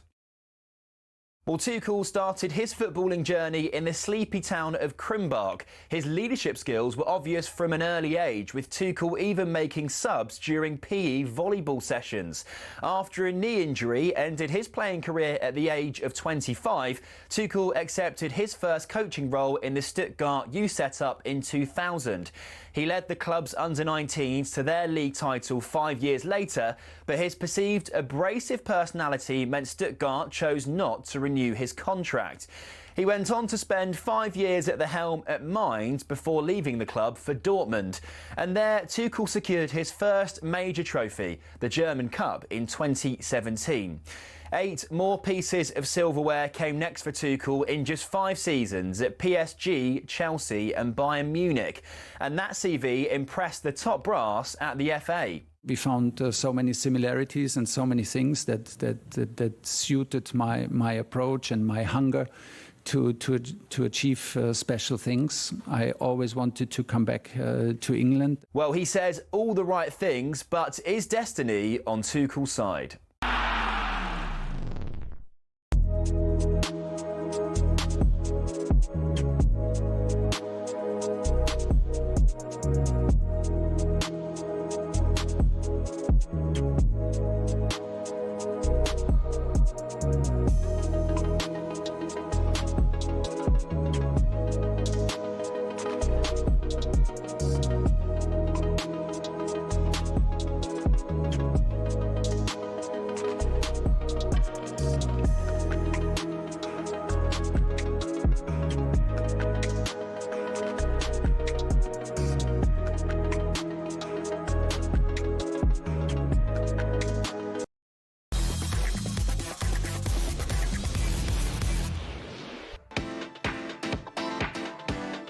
It's competition time and it's a big one. talkSPORT giving you the chance to win £20,000 completely tax-free.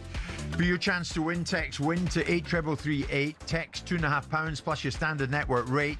The number to call is 0343 418 7260. Lines close the 9th of April at 4 p.m. That's when you need to answer your phone if it rings. 18 plus UK residents only. It's a network promotion. Full terms, conditions at talksport.com. Your chance to win, text WIN to 83338 right now. And right now, ahead of boxing at 12, the two of us have become three of us, because I'm delighted to say our good friend in football finance and legal expert, Stefan Borson, has stopped by. Stefan, good morning. What's left of it? Morning. How do we find you? Well, apart good. from being in here. Yeah, good. Good. Stefan, good. And I'm delighted you're in here, because earlier on in the show, we were talking about the possibility of Everton exploring a legal challenge against the Premier League for its handling of Chelsea's sanction for illicit payments to facilitate transfers in the Abramovich era. And we know the players that we're talking about, Hazard, Willian and others. Chelsea were fined £10.75 million, given a suspended transfer ban by the Premier League after the new ownership self-reported £47.5 million worth of hidden payments to agents and players over a 7-year period during the Abramovich ownership period, as I said. But now Everton preparing to write to the Premier League requesting a formal explanation for its failure to take any sporting sanctions against Chelsea. Is this getting a bit dirty, but is this as far as it's going to go? I think in terms of challenging the sanction agreement, I think that's a pretty hopeless case for Everton. It's not right that there isn't an explanation of why the sanction agreement sort of came to be and how it was endorsed by the disciplinary panel that has to sign it off. So just to be clear, the way that process works, the Premier League board and the club negotiate something they think is fair. They then put the set of facts and what they've decided to an independent disciplinary panel of the type that we've seen in independent commissions, and they say, please ratify this as being fair and not unduly lenient. And the panel can send it back to the Premier League board and to the club and say, no, it is unduly lenient, we're not signing it off. Now, they didn't do that. What's interesting about the Everton case, the Chelsea case, is actually it was ratified in November, interestingly.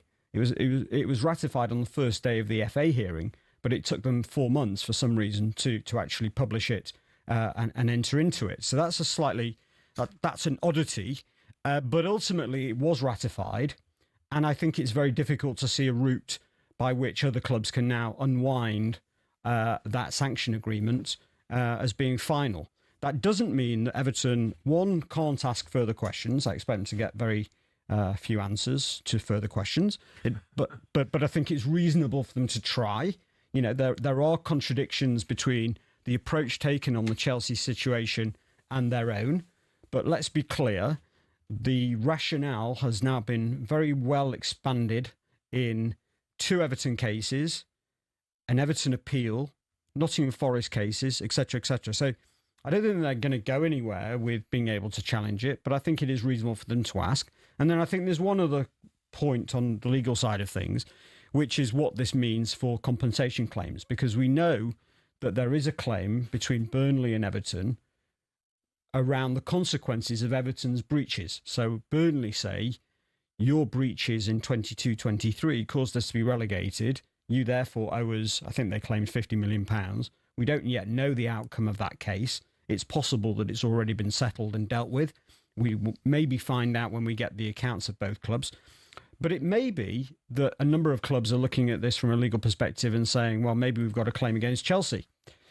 For the admitted breaches that are contained in the sanction agreement, and maybe Everton being one of the victims in some ways of a claim of that type from Burnley. Maybe Everton are the first people to say, actually, what does that look like? I think it's unlikely, but in terms of succeeding for Everton, but that might be one of the things that they're looking at. I mean, we did have a question around Manchester United. Could they pursue compensation after losing out on Eden Hazard? Yeah, look, I think the issue with these sorts of cases are proving causation, i.e. that the breaches that are admitted by Chelsea caused the outcome or the loss that Manchester United or other clubs might seek to claim compensation for. And that causation challenge is real. How do you prove to the requisite standard that the signing of Hazard for Chelsea caused Chelsea to finish where they finished and Manchester United to finish where they finished. And in any event, you also, of course, need to prove that the payment that was made off to the agent was the determinant factor that sent Hazard to Chelsea rather than to another club. So I think there are very big challenges. There are various ways in which you can do it legally around particularly looking at loss of a chance, which is a kind of more proportionate look at the chances. You don't need to prove to a balance of probabilities. You would prove really to a real and substantial is the test. That tends to be more than a 10% chance that something might have happened. But of course, that brings down your compensation level. I think a number of these clubs will probably be looking at it in terms of whether there's any angle there, particularly in situations where they went head-to-head with Chelsea during that period, in the same way that we've always talked about possible claims being made against Manchester City. But just quickly on Chelsea, of course, if any clubs do make that claim, we know again who's paying. It's not Blueco, ultimately. It's not Chelsea Football Club, ultimately. It's our charitable foundation of Roman Abramovich and the Ukrainian beneficiaries of that charity that ultimately will pay any compensation that comes from this claim. So and that money's frozen at the moment. It's frozen, but I mean, the optics of a football club trying to reclaim a few £1 million that ultimately comes out of a charitable foundation might not be too great. Okay. We are constantly asked on this show the cost of relegation. Somebody asked me, a Spurs fan came up to me the other day in the street quite near London Bridge saying, if we go down, how much will it cost? There is no better man to answer that question sitting alongside Simon and Stefan, and no better time to ask it. We'll do that after this.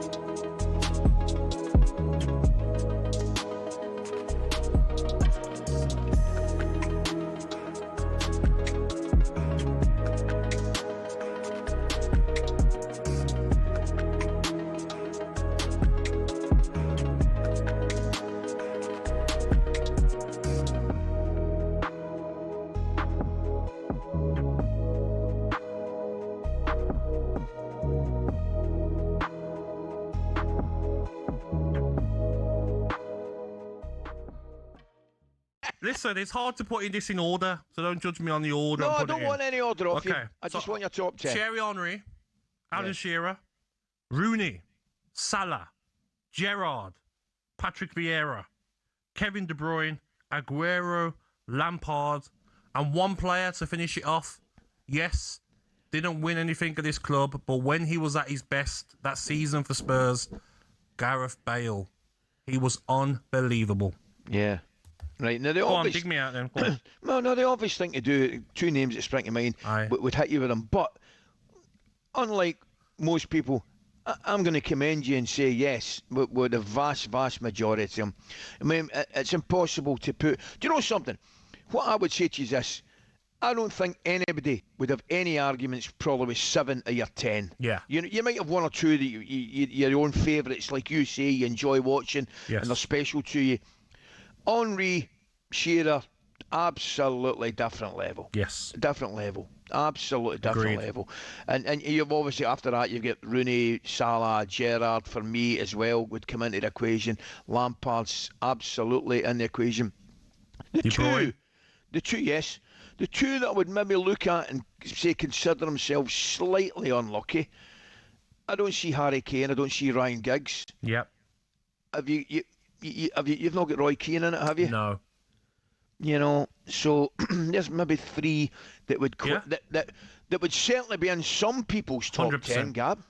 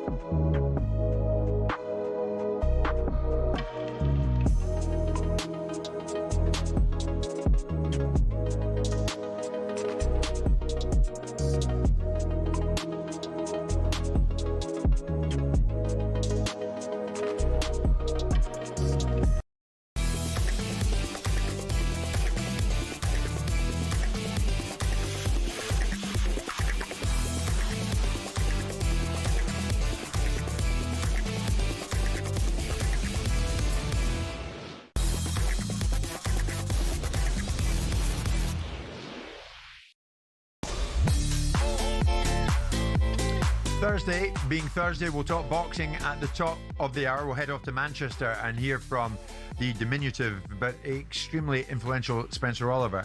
He'll be joining us live. Maybe Moses Ituma will join us as well. We shall see further down the line. In the meantime, Stefan is with us as we talk about football finance, the cost of missing out. What about the cost of relegation? I'm going to get to that in a second. Stefan, the cost of missing out on the Champions League. If I throw four at you here, Chelsea, Liverpool, Manchester United or Newcastle, missing out in Champions League, who would feel it most? Yeah, I think Newcastle would definitely feel it the most, just because the base they're coming off is that much smaller. So therefore, the proportion that's associated with Champions League football is that much bigger. And they probably did something like £55 million of UEFA money. And then on top of that, obviously had the 5 home games on top, which are or 6, probably 6 actually. When you, I think they had a playoff. So that's 6 home games on top. I mean, that's obviously very significant. So you're talking about 75 million quid out of revenue of, let's say, 300 this season.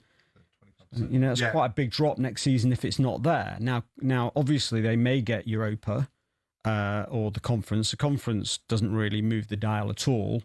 And Europa, you have to win it really to make a meaningful difference.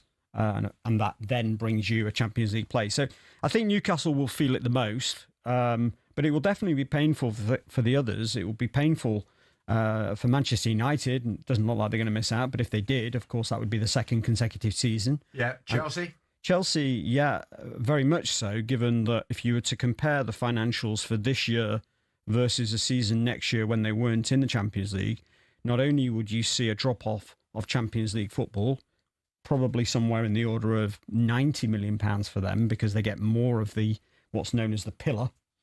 So there's an extra payment that they get versus Newcastle. Yeah. So they probably would lose 90 on Champions League. And of course, comparing year for year, they've got Club World Cup in this current financial year. So a very big drop between the 2 years. And we know that Chelsea have a need for cash. 1, because they have huge operating losses already. And 2, because we keep hearing that they want to invest further in that playing squad. So it would be very difficult, I think, for them to navigate, especially in the context of being in the middle of that UEFA settlement that they've agreed, where they limit their spending around UEFA competitions, and of course the squad cost ratios that are coming in for next season. Yeah, Carabao Cup final on Sunday. I was there, so were you. You were with your City chums, quite rightly. It came to light, the cost of relegation. A learned colleague of yours was suggesting to me, if Tottenham are relegated, it would cost the club in the neighbourhood of 300 to 350 million quid. Yeah, I wouldn't go as high as that, but I would go, I think you could be confident at 200, 250. I mean, the difficulty in modelling is obviously going to be the largest one-year dip in revenue of any football club ever, anywhere in the world. I mean, it is not a normal situation for a club of the size of Tottenham Hotspur to lose Premier League status and to go from Champions League to 0 overnight, which is what would happen if they were relegated. In that scenario, they definitely lose around about £150 million of broadcast revenue, Premier League and UEFA. Yeah. Of course, a little bit of a parachute, £50 million of parachute. So that brings it from probably for this season somewhere in the order of 200 million to about 55. So they'll lose 145 million just on broadcast. On match day, they're going to have a challenge. I mean, there's 23 home games. There's more home games to sell.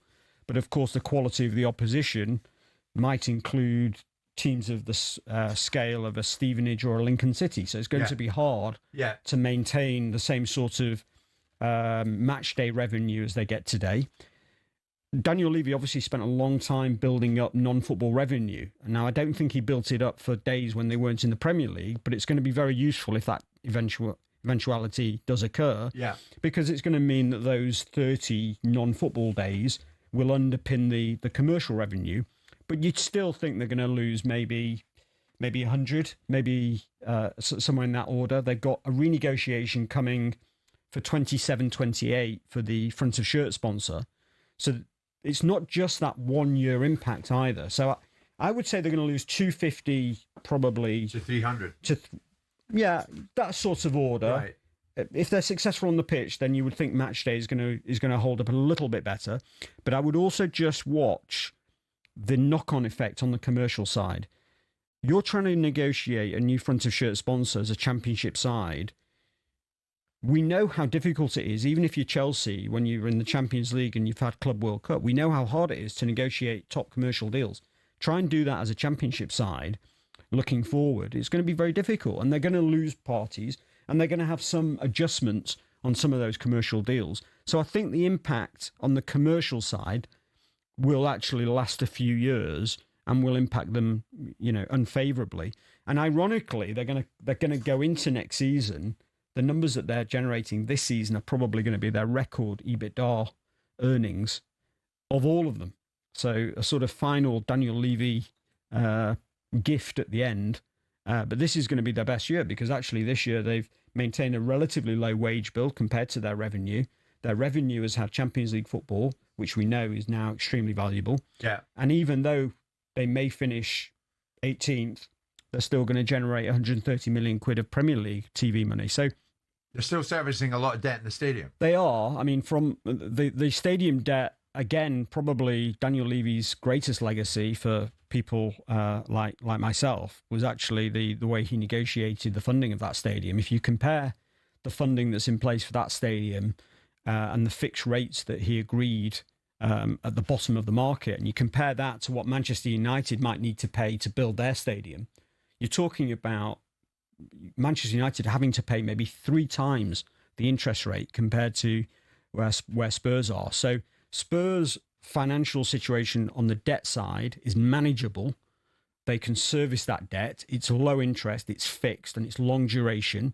So they're going to be relaxed about that. But that doesn't mean that they're not going to have issues, as Simon's spoken about before, with breaching covenants. I suspect they are, but the probable consequence of that is only going to be financial. Are the implications as drastic for their London neighbours, West Ham? Yeah, so it mirrors, West Ham mirrors on the broadcast side. Of course, Premier League-wise, they will go from, again, 130 to about 55, so they'll lose about 75 on broadcast. Nobody has yet tested whether the London Stadium and the 62,000 seats there can be filled in the Championship. That's a great unknown. And they talk a lot in their last set of accounts how they've got issues anyway and they will need to sell footballers. And so this has come at a bad time for them. They're trending down anyway. A relegation would be a real problem for them. And I suspect they will have a problem filling the stadium. And therefore, you can expect an impact on match day. They're already only a third of Tottenham or even a quarter of Tottenham's match day revenue. So you'd expect that to slip down again. Yeah. So they'll, I would expect West Ham to be losing somewhere in the order of £100 million of revenue as well, in the case that they go down. So these are very serious issues for both clubs. They're not clubs that should be getting relegated, not with their wage bills. People talk about how both clubs don't spend enough. The reality is they've both got ample budgets on the pitch to be able to ensure that they don't get relegated. I mean, it's a drastic experience for anyone, Sammy. Yeah. You enjoyed promotion when you were at Palace. Yeah. But you know what it's like to go down as well. I mean, they will, of course, then sell players and look to reduce their wage bill to negate some of that concern. They don't have a PSR issue with Tottenham, so they will be able to juggle certain things. But the ownership model will have to bridge any gap, won't they? And that's their challenge. Yeah, I mean, the wage is really important. I think for both clubs, we understand both clubs have got wage reductions in the contracts of the players. So wages will drop overnight by 50% in a lot of cases. It'll drop because those players will head for the hills. Well, anyway. and the players and the senior players, You know, Stefan, will be leaving. Where would it leave? And it's an if yet. We don't know if Tottenham are going to stay or drop. Where would it leave the grand new ambitious era of the ENIC family? Well, I think that's, in some ways the irony. I think they removed Daniel Levy because they wanted to loosen the purse strings. And I think what's going to happen is, if they're relegated, they're going to have to tighten the purse strings. There's no question about that. And if they stay up, then I guess they will have done it by the skin of their teeth, and they will say, right, well, now we really do need that reset. I actually think the likelihood is, on the back of this, they're likely to spend quite aggressively because they're going to have very little choice. They're not going to be able to risk a third season in the bottom 5. I don't see that happening at all. But they're going to have to do it with no European revenue. So there's going to be that strain in the Lewis family, but they're not going to be able to exit. So, if you think realistically what this does to valuations, this relegation risk of a team that has been presenting itself as a guaranteed Premier League franchise, sorry for the language, but that's how they will be selling it. They'll be saying, don't worry about relegation. You might worry about relegation for some of the other clubs, but not for Spurs. The reality is, for 2 seasons, there has been that worry. And therefore, from a multiple perspective in terms of their earnings, that will be a concern for potential buyers. Yeah. It will hit the price that they will be able to get in the open market. And by the way, they've not been able to achieve that price in the open market because it's been for sale for quite some time, under the radar. But it's been for sale. If they survive, Simon, can you see Spurs spending aggressively? We've never seen that. What does that look like? Well, they have. Come on, they spent 200 million quid in the summer. So they've not spent. Is that aggressive spending? Well, I think by most people's measurement, it's probably relatively aggressive. Certainly for a side that's finished, certainly sitting 17th in the league, it probably is considered to be uber aggressive. But they've made their own bed. They've told you that they're going to spend, and they're starting to back away from certain aspects of it. You heard Vinay the other day talking a load of old balderdash about where they are. They didn't spend any money in January. So the football nous that's in that football club is putting them in a very invidious position because, they needed support in January. They only spent what Brennan Johnson recouped for them, and Conor Gallagher was never the solution. Well, I think they misjudged it. I think they underestimated their relegation risk when they looked at it in January and thought, we'll be fine. And actually, they needed to spend. Indeed. Right? And they misjudged it. They've made a lot of mistakes. For guys that have been in control only for, 7 months, they've made a hell of a lot of mistakes in that 7 months. Yeah.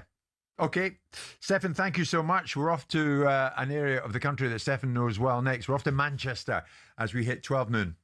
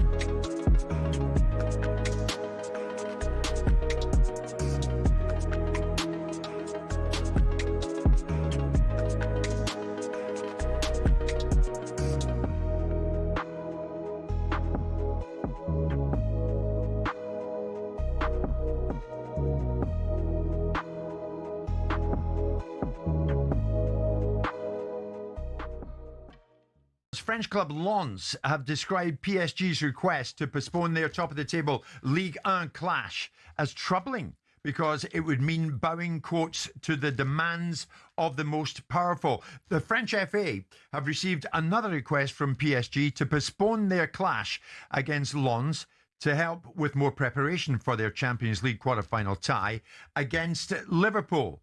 We know that PSG successfully requested to have their game against Nantes before the Chelsea game postponed. So we know this happens, but Lens are saying not so fast. So the basic question here is, will the French bow to favouritism? Eric Bieldeman is top journalist with L'Equipe. Eric, bon après-midi, my friend. How are you? Where is this going? Are Lens going to get their way, or will PSG get their way? Hi, good afternoon, my friends. I am afraid that I fear that Paris Saint-Germain will win the contest versus Lens because the French professional league is really very close to Nasser El Khelaifi, the chairman of Paris Saint-Germain, who is the chairman of French football, and also the chairman, I would even say, of European football through the European Club Association. So we have there a very strong power. And the meaning of French football is that European challenge, and to win an European trophy is more important than to respect the home league.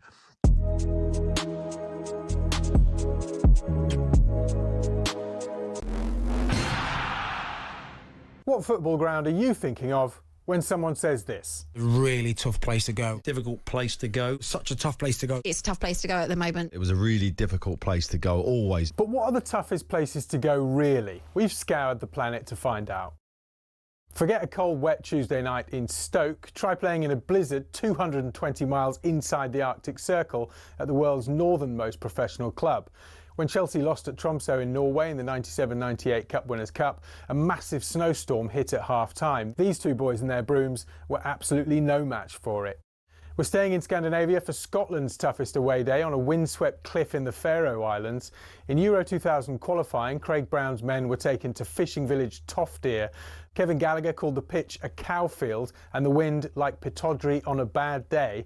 The Faroe Islands part-timers equalised in stoppage time, leading to these absolute scenes, and still one of Scotland's most embarrassing results. Daft little ground, silly game. But away trips don't come any tougher than a lung-busting schlep up the Andes to face Bolivia in La Paz. But now the Bolivians have taken home advantage to another level. The country's highest city, El Alto, 4,100 metres above sea level. Grass doesn't even grow up here. Bolivia have not lost here yet. The longest unbeaten run in any professional league ever belongs to Red Star Belgrade, or Crvena Zvezda if you must. They've gone 7 years without defeat at the Rajko Mitic in Serbia's Superliga. Their fans are pretty intimidating as well, but they're not as loud as this mob. Galatasaray's Ali Sami Yen Stadium's officially the loudest in world football. In a derby with Fenerbahce, Galatasaray fans set a Guinness World Record of 131 decibels. That's louder than Motorhead, and pretty tough to carry out your manager's instructions when you can't even hear them. However, our most intimidating away day is in Wales, where cameras can't enter and players can't leave. HMP Prescoed. This prison team was briefly kicked out the Gwent League over concerns about young opposition having to go in there. Now that's a tough place to go. Early June 1939, Germany. Always a tough place to go to.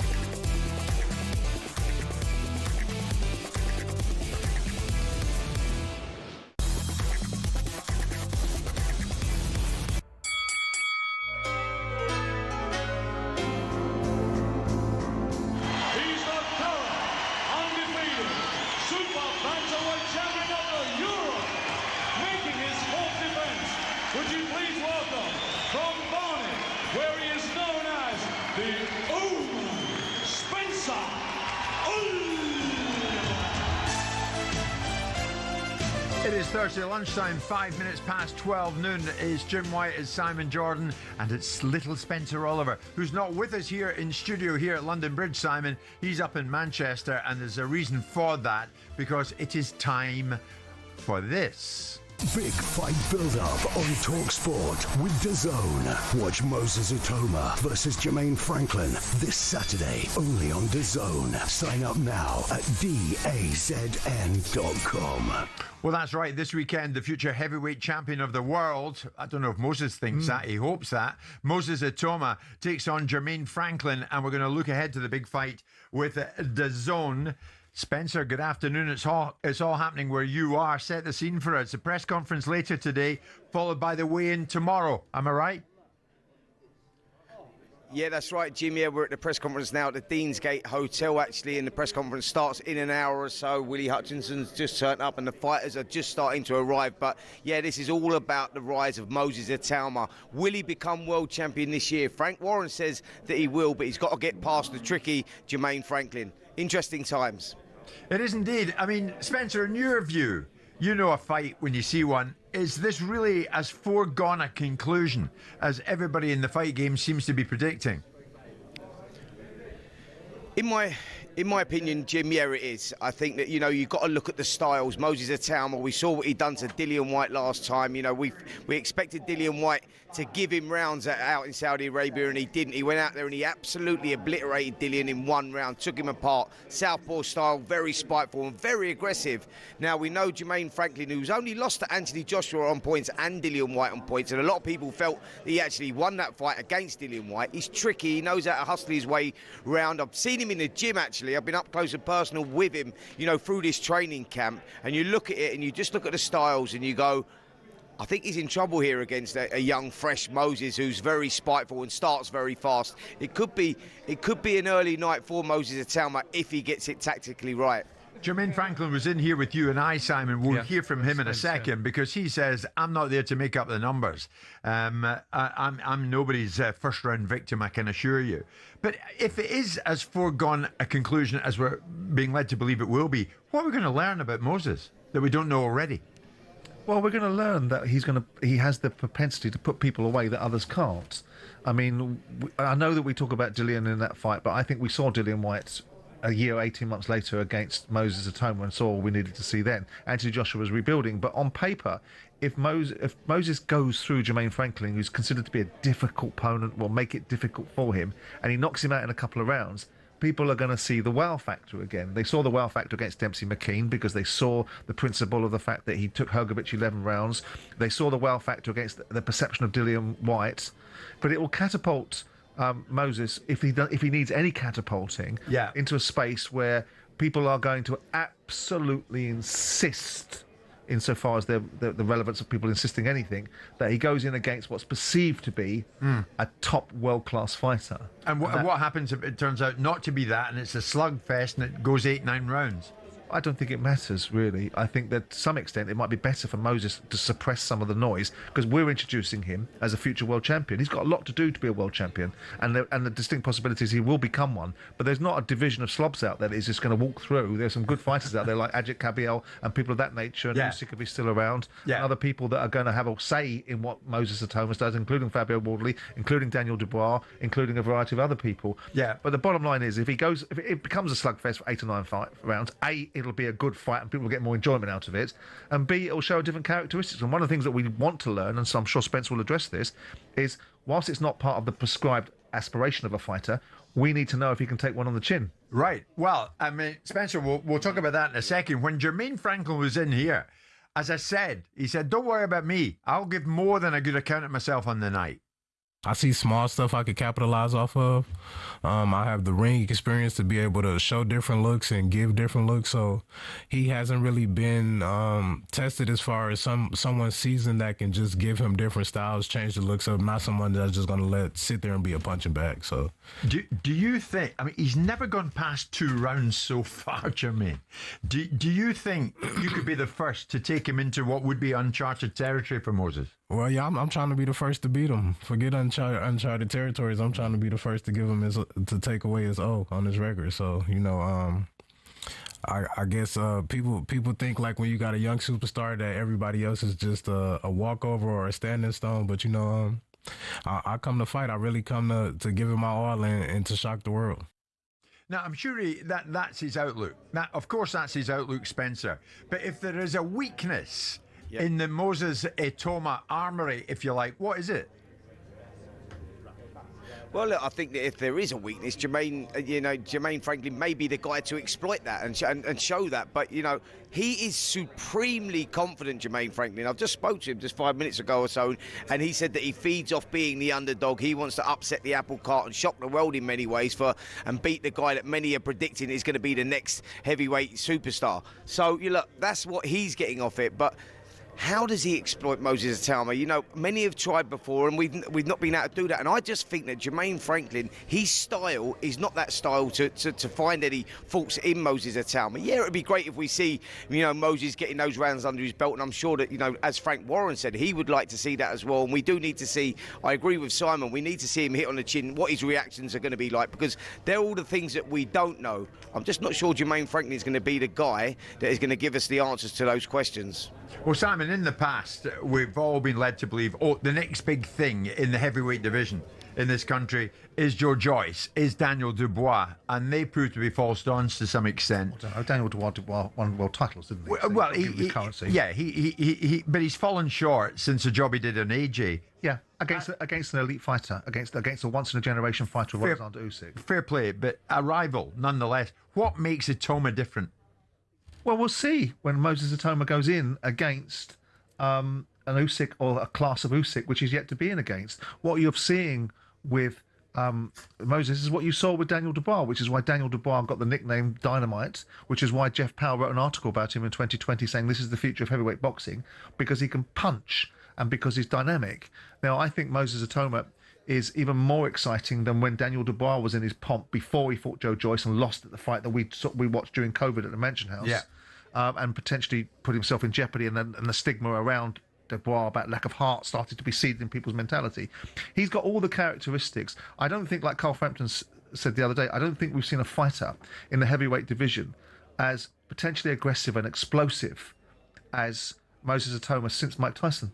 And Mike Tyson carries all of the allure of heavyweight boxing. Well, you have to wonder, Spencer, where victory will take Moses. The other day, his manager, Francis Warren, was in studio, and we put that to him, or it was on Zoom. We put it to him.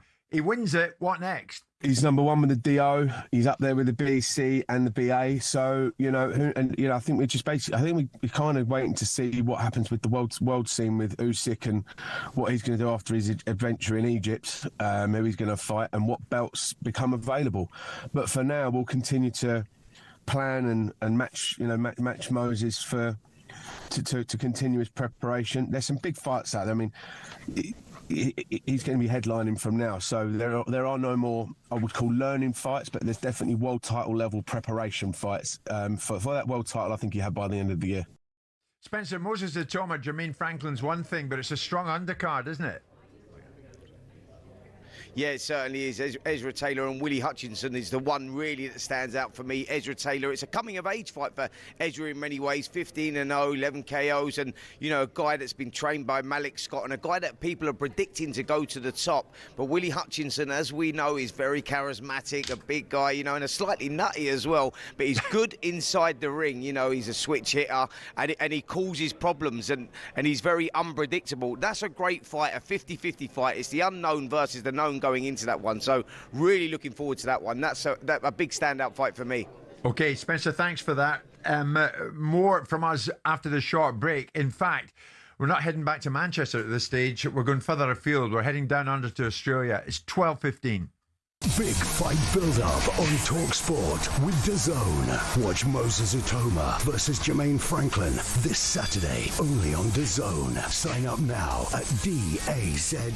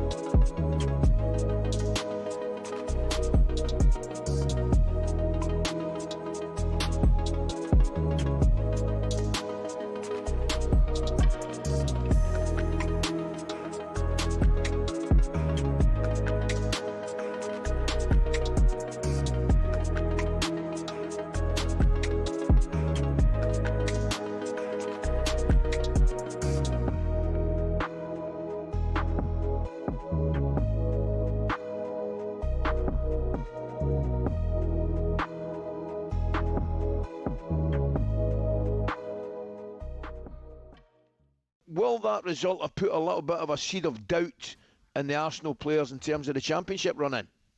He said, will it give a bit of doubt for Arsenal now going into the league? No, I don't think so. I actually think it could work in our favour, because you're seeing the amount of players that are being pulled out of their international teams. Sounds to me like Mikel's going, guys, I'm going to need you fit here. And if you're looking at the players that are not included, they're the players that are pretty much certified to play for their countries anyway. The likes of Gabriel, the likes of... Are you okay with that, though? Players turning down their country? Absolutely fine with it, mate. Right now, put it this way. If you do well for Arsenal, you're guaranteed to play for your nation anyway. So I think the only players that are not going to miss out on the opportunity are those that are on the fringes. But as Savio Ancelotti and Gabriel's not turned up, do you not see that as turning you back on your country? No, because the reality is he knows what's at stake over there. Ancelotti's the winner. You know, we have to start winning. It's actually going to be good for the national team once Arsenal start winning. Does that result, though, on Sunday put doubt in your mind to win the Champions League? You know, like big one-off games, and Arsenal haven't showed up. No, I don't see why it should. I mean, if I'm honest with you, I'm not even going to the next round of Champions League games. I'm not going to the Sporting games. Why? Because we should be beating those teams. We've got it in the bag. Oh, wow. Yeah. Just like that? Just like that. And you know what? That loss is going to help us, because now the attitude is, look, we have no choice but to win. There's a higher expectation now. We can look at the situation with the goalkeeper, and I've had time to reflect, right? Yeah. I was really upset on Sunday, you know, because you were messaging me, right? Really upset. Yeah, sorry about that. No, you're not sorry. But I look at that and I go, you know what? Now is the time now. You don't owe anyone anything, Mikel.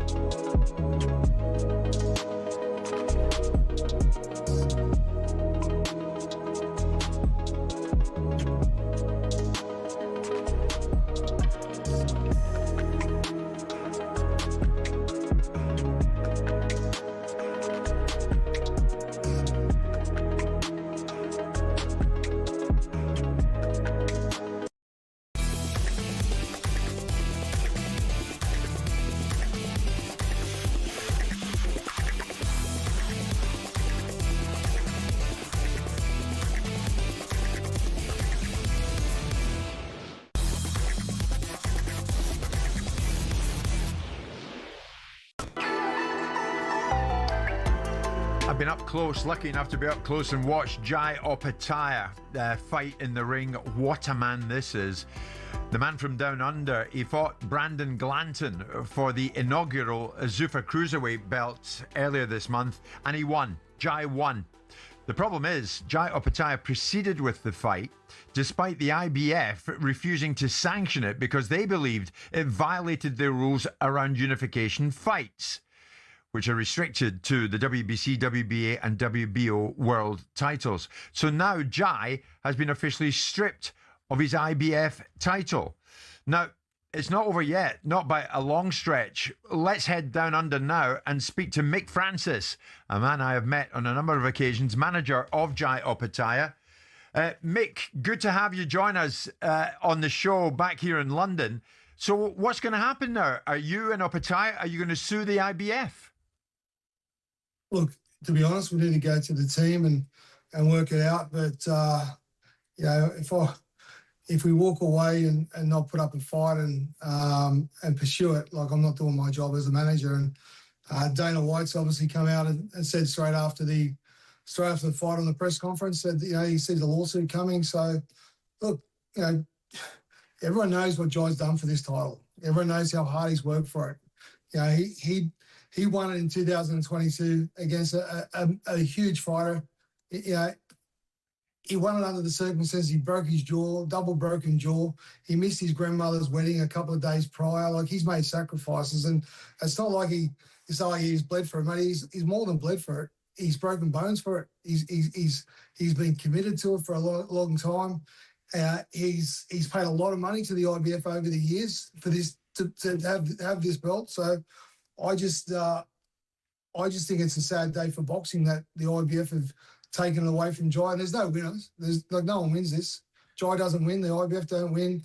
Zuffa doesn't win. Nobody wins. So I think it's a crazy decision, and we won't lay down. Well, Mick, let's get Simon's take. I hear all that, Mick, but with respect to how much he sweat blood for the IBF, he did vacate the IBF belt to fight for money in Saudi, didn't he, against El Asoro? So, with due respect, I don't agree with the IBF's principles, but let's not have it right. He has vacated the belt of his own volition previously to fight for money in Saudi to get on a bill with El Asoro. Mate, we paid $20,000 to the IBF for an exception for that particular fight. They took our money. We were told that we were going to get the exception, and we still didn't get the exception. So I feel as though that, the IBF are looking for opportunities not to give Jai the opportunity to fight for his title. Now, it's happened time and time again. This is not the first time, Simon. Jai did not want to vacate that title, but an opportunity came up for him to fight on a Riyadh season, the second Riyadh season ever. We had no other options. We didn't have. We're going for a massive court case at the time, and what do? Why would they? I can understand the circumstances with Zuffa because of the challenges that Zuffa might present to the sanctioning bodies, and the fact that Dana's trying to repeal or revive the Muhammad Ali Act, and people thought it was about paying the fighters, but really what it's doing is marginalising the sanctioning bodies. That's what his real objective is. And I'm assuming that Dana will be underwriting Jai's costs if he wants to go after the IBF. But why? Absolutely. What good, fantastic. Could put his money where his mouth is. Why would the IBF, with such an elite fighter as Jai Opetaia that elevates this particular division, why would they behave this way to him repeatedly, Mick? Maybe it's a commercial decision. Maybe, maybe Australian fighters' commercial value isn't worth as much as the UK and the US fighters. I don't know, but Jai deserved the fight for the title. There's no reason he shouldn't have fought for the title because the Zuffa belt is exactly the same as the Ring magazine. It's only a trophy belt. Yeah. In our contracts, it clearly states that this is not a sanctioned belt. There's no money exchanged. There's a precedence already been set with the Ring magazine, so I don't understand why there would be an issue with Jai fighting for the Zuffa belt alongside the IBF. That does seem a bit baffling, to be quite honest, Sam. Well, they'll have their reasons, and I don't agree with the principle of it. I don't agree with the fact where they put themselves in a compromised position. IBF is by putting the belt on the table and then deciding at the last minute that they were going to pull it away. So there's all kinds of things. They'll invoke Rule 5H and suggest that it's an unsanctioned fight, and they'll have a dance about it. And hopefully, Jai will get his IBF belt back. But what is the future? More importantly for me with Jai, rather than suing the IBF to get his belt re-established, what does the future look like? We can't seem to get the fights for Jai. I don't want to see Jai in with some of the opponents that he's been in. I don't think him fighting Brandon Glanton is a proper fight for Jai Opetaia. He's miles above that level. He's miles above most of the opponents. That he fights, Simon? Well, I don't know. I mean, ultimately, Zurdo Ramirez is the fight that everybody... We offered Zurdo $6 million US, and he knocked it back. I know you did. But then all roads appear to lead... Chris Bill Smith. Jai come onto the show and said that he'll fight for free. Mate. He'll pay for free, and he can have the £1 million if he won't fight me. He can have all the £1 million. I've seen it. I don't doubt the credibility of Jai Opetaia because I know what kind of animal he is, and we've seen what kind of animal he is. But if he can't get these fights at cruiserweight, and the system is raining against him, doesn't all roads then lead Mick to the heavyweight division? Mate, you think that makes sense, but Jai wants to unify the titles, and he's hell bent on doing the unification. So, if that's what he wants to do, that's what we have to. But you can't make Ramirez fight, can you? You can't make him fight. You can't get him in the he's ring. got a fight ahead of him coming up, which he's got to get through as well. And I think it's going to be a very tough fight for him. So, what with Benavidez? It's a very tough fight. It is. Every time Jai steps in the ring, it doesn't matter who he fights, he gets slammed. He's got to step up. Who does he step up against? He is that good. He's the king of the division. He is. And he is. No doubt. No one wants to fight him. Yeah, mate, I know Jai wants to unify, but are you pushing Jai behind the scenes to say, look, mate, this isn't going to happen. So we need to think of going in another direction, because each day that passes, one wonders what will be next for Jai. And the guy is a phenomenon. We have had the conversation multiple times. Jai's been very clear, and we all know how Jai, what Jai wants, Jai gets, and he wants to continue down the cruiserweight path, and if that's what he wants to do, mate, we're going to support him. So, he doesn't want to go to heavyweight just yet. And when he does go to heavyweight, he will light up the heavyweight But division as well. You've gone no with doubt. Zuffa. By going with Zuffa and Dana White, are you confident that he can get you the fights that Jai wants? Absolutely. Definitely. You got Turkey Al-Sheikh owns 60% of Zuffa. Everyone knows that. So it's not just Dana White. It's not just Nick Khan. Nick Khan and Dana White have done a great job so far, I believe. You know, this is the path that we chose to go down, and this is the path we're going to stick with. You know, Dana's got some great plans. We've been through the plans. You know, I feel as though that Zuffa are going to be here for a long time. And you firmly believe, mate, that Dana White can do what Eddie Hearn couldn't do for Jai? Absolutely.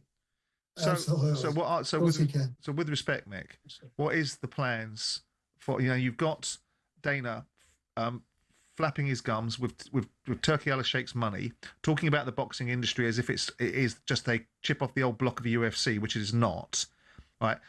In a sort of legal position potentially with Frank Warren and Queensberry, because Frank have fallen out with Turkey Al-Sheikh, and Turkey Al-Sheikh is the money behind TKO. Mm-hmm. You've got a situation with Matchroom; they're having a little dance with one another, which I'm sure will resolve itself. How does the big plan around Jai manifest itself, besides the economics, which I clearly Jai deserves to get paid what he's worth, and there's no issue with that, and even more. If you can pay Conor Benn $15 million to fight for Zuffa, you can pay Jai Opetaia, who's a bona fide, legitimate, world-class fighter, similar amounts of money if he steps into the heavyweight division, certainly. But what is this plan that Dana sold you that is so compelling for Jai to jump into Zuffa? Well, one of the deciding factors was the fact that we had the opportunity to unify the titles, and that's why Dana is so hell-bent on supporting Jai through this. Yeah, that was one of the main things. Yeah, we were told that they will work with the sanctioning bodies, so there's no issues there, and they've proven that they are prepared to work with the sanctioning bodies. I think the sanctioning bodies have done the flip, and they've proven they don't want to work with Zuffa. Yeah, it's quite clear. So, you know, because Zuffa have made their position clear, haven't they? Zuffa are an existential threat to the sanctioning bodies, aren't they? Absolutely, they are. Yeah, absolutely. There's no money exchanged. Like, to be completely honest, I like the one tier system, and you got to remember the four title model has only been around for, well, the IBF's only been around since the 80s. Yeah. So it hasn't been around forever. And you look at the Ring magazine, it was the title, it was the belt, 1922 onwards. And I feel as though that, Zuffa got some really big plans, and mate, we're all in. I like the idea. Our fighters like the idea. They've committed to supporting boxing down here in Australia and New Zealand, which obviously we need a bit of help down here. We've had promoters come down here in the past from the US, the UK, even New Zealand promoters over the last couple of years, and mate, they haven't delivered on what they said they're going to deliver on. So, mate, Dana White's done an amazing job down here with the UFC to a lot of our athletes down here, and there's pathways to the UFC fighters, and hopefully that out of Zuffa we get the pathways for the for the youth of Australia and New Zealand in boxing. So yeah. Look, I think it's a great idea. Honestly, we're all in. Mick, finally, in the minute or so we have left with you, I've been in your company. I know what Jai Opetaia thinks of you, Mick. You're so close together. You represent your fighters well. One of them with Tasman Fighters is Justice Hooney, who gave such a rough ride to Fabio Wardley before Wardley saw him off. And next up for him, Fraser Clark, right, on the Fury Makhmudov bill. Yeah, look, it's a great opportunity for Justice. He come off that devastating loss. Fabio Wardley, I think he won every single round. The first and second round could have went either way, but, of course I'm biased. He was just unlucky. He got a bit greedy in the 10th round. I still can't watch that fight back. No one can watch that fight back. The Justice took it quite well. I'm very proud of the way he took that loss. But, mate, this particular fight, I think it's the perfect fight for Justice. Fraser Clark's a great athlete. He's got a big profile in the UK. But I think on Netflix, on the Tyson Fury undercard, I think it's the perfect fight for Justice. And I keep saying this, and I've said this for a long time. We haven't seen the best of Justice Hooney, and he's only 26, and he's got a long way to go. Mate, he's going to be here for a long time. He'll win a world title for sure. Excellent. We wish him well. We like Fraser, but we wish your man well as well. Mick, thanks for staying up for us down under in Australia. No worries, mate. Appreciate your time. Thank you. Mick Francis, manager of Jai Opetaia. Bit of a legal battle in their hands there, haven't they? It's interesting, and I'm glad to hear that Dana White is supporting them. Yeah. Because ultimately it's all well and good suggesting something, but that's what I was going to say to Mick. I'm assuming Dana's going to indemnify the cost, which he is. Makes a plain speaker, isn't he? Sure. Believes in his guy. I'm not sure that Dana is going to achieve the things that he thinks he's going to achieve, but what he's going to do is he's going to keep everybody at it and on it and make people operate at the highest level. We're live in talkSPORT with Selco, where the trade goes.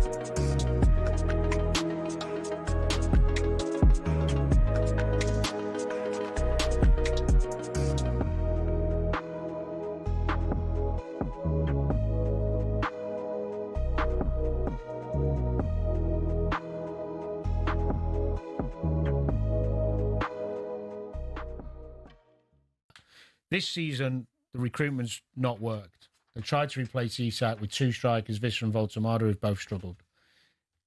I actually think Visser is better than people give him credit for. He just needs a good run. Ilanga doesn't play well often enough, flat to deceive.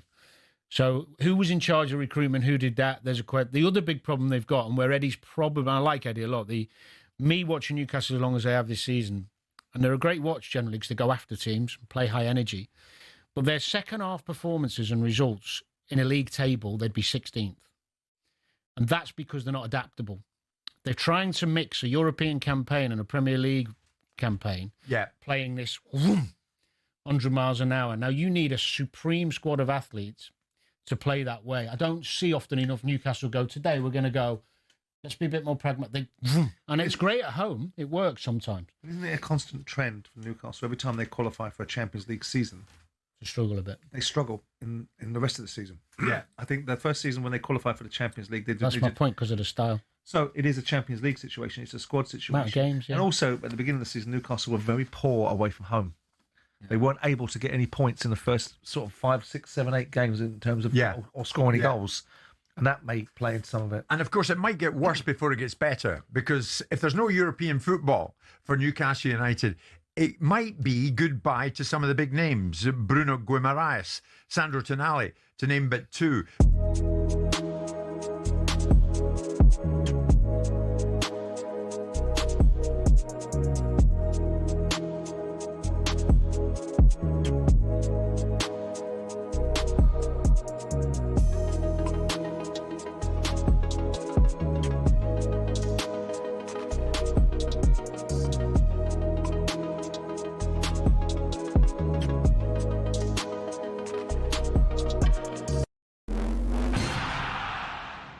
Amen Corner, perhaps the most feared run of holes in golf. Each year it claims the tournament hopes of many, with balls hitting bunkers and water traps aplenty. But why is it so fearsome, and where did it get its name? Just the thoughts of holes 11, 12 and 13 at Augusta National gives the likes of Rory McIlroy and Jordan Spieth the shivers. McIlroy hit 3 over and Spieth hit 4 over in their final rounds to blow their hopes of a green jacket in 2011 and 2016 respectively. But did you know Amen Corner's name is inspired by a jazz song from 1933? American sports writer Herbert Warren Wint, on the left here, wrote about it in 1958, referencing the song shouted in that Amen Corner when describing the run.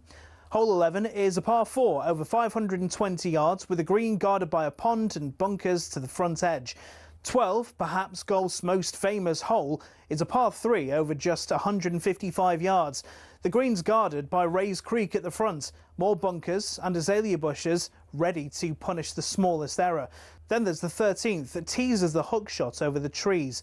It's a dogleg par 5 over 545 yards that's inviting for big hitters who want to reach the green in 2. If you want to win the Masters, you have to keep your score down around Amen Corner. So who'll be the next to fall victim to golf's most famous and most daunting challenge?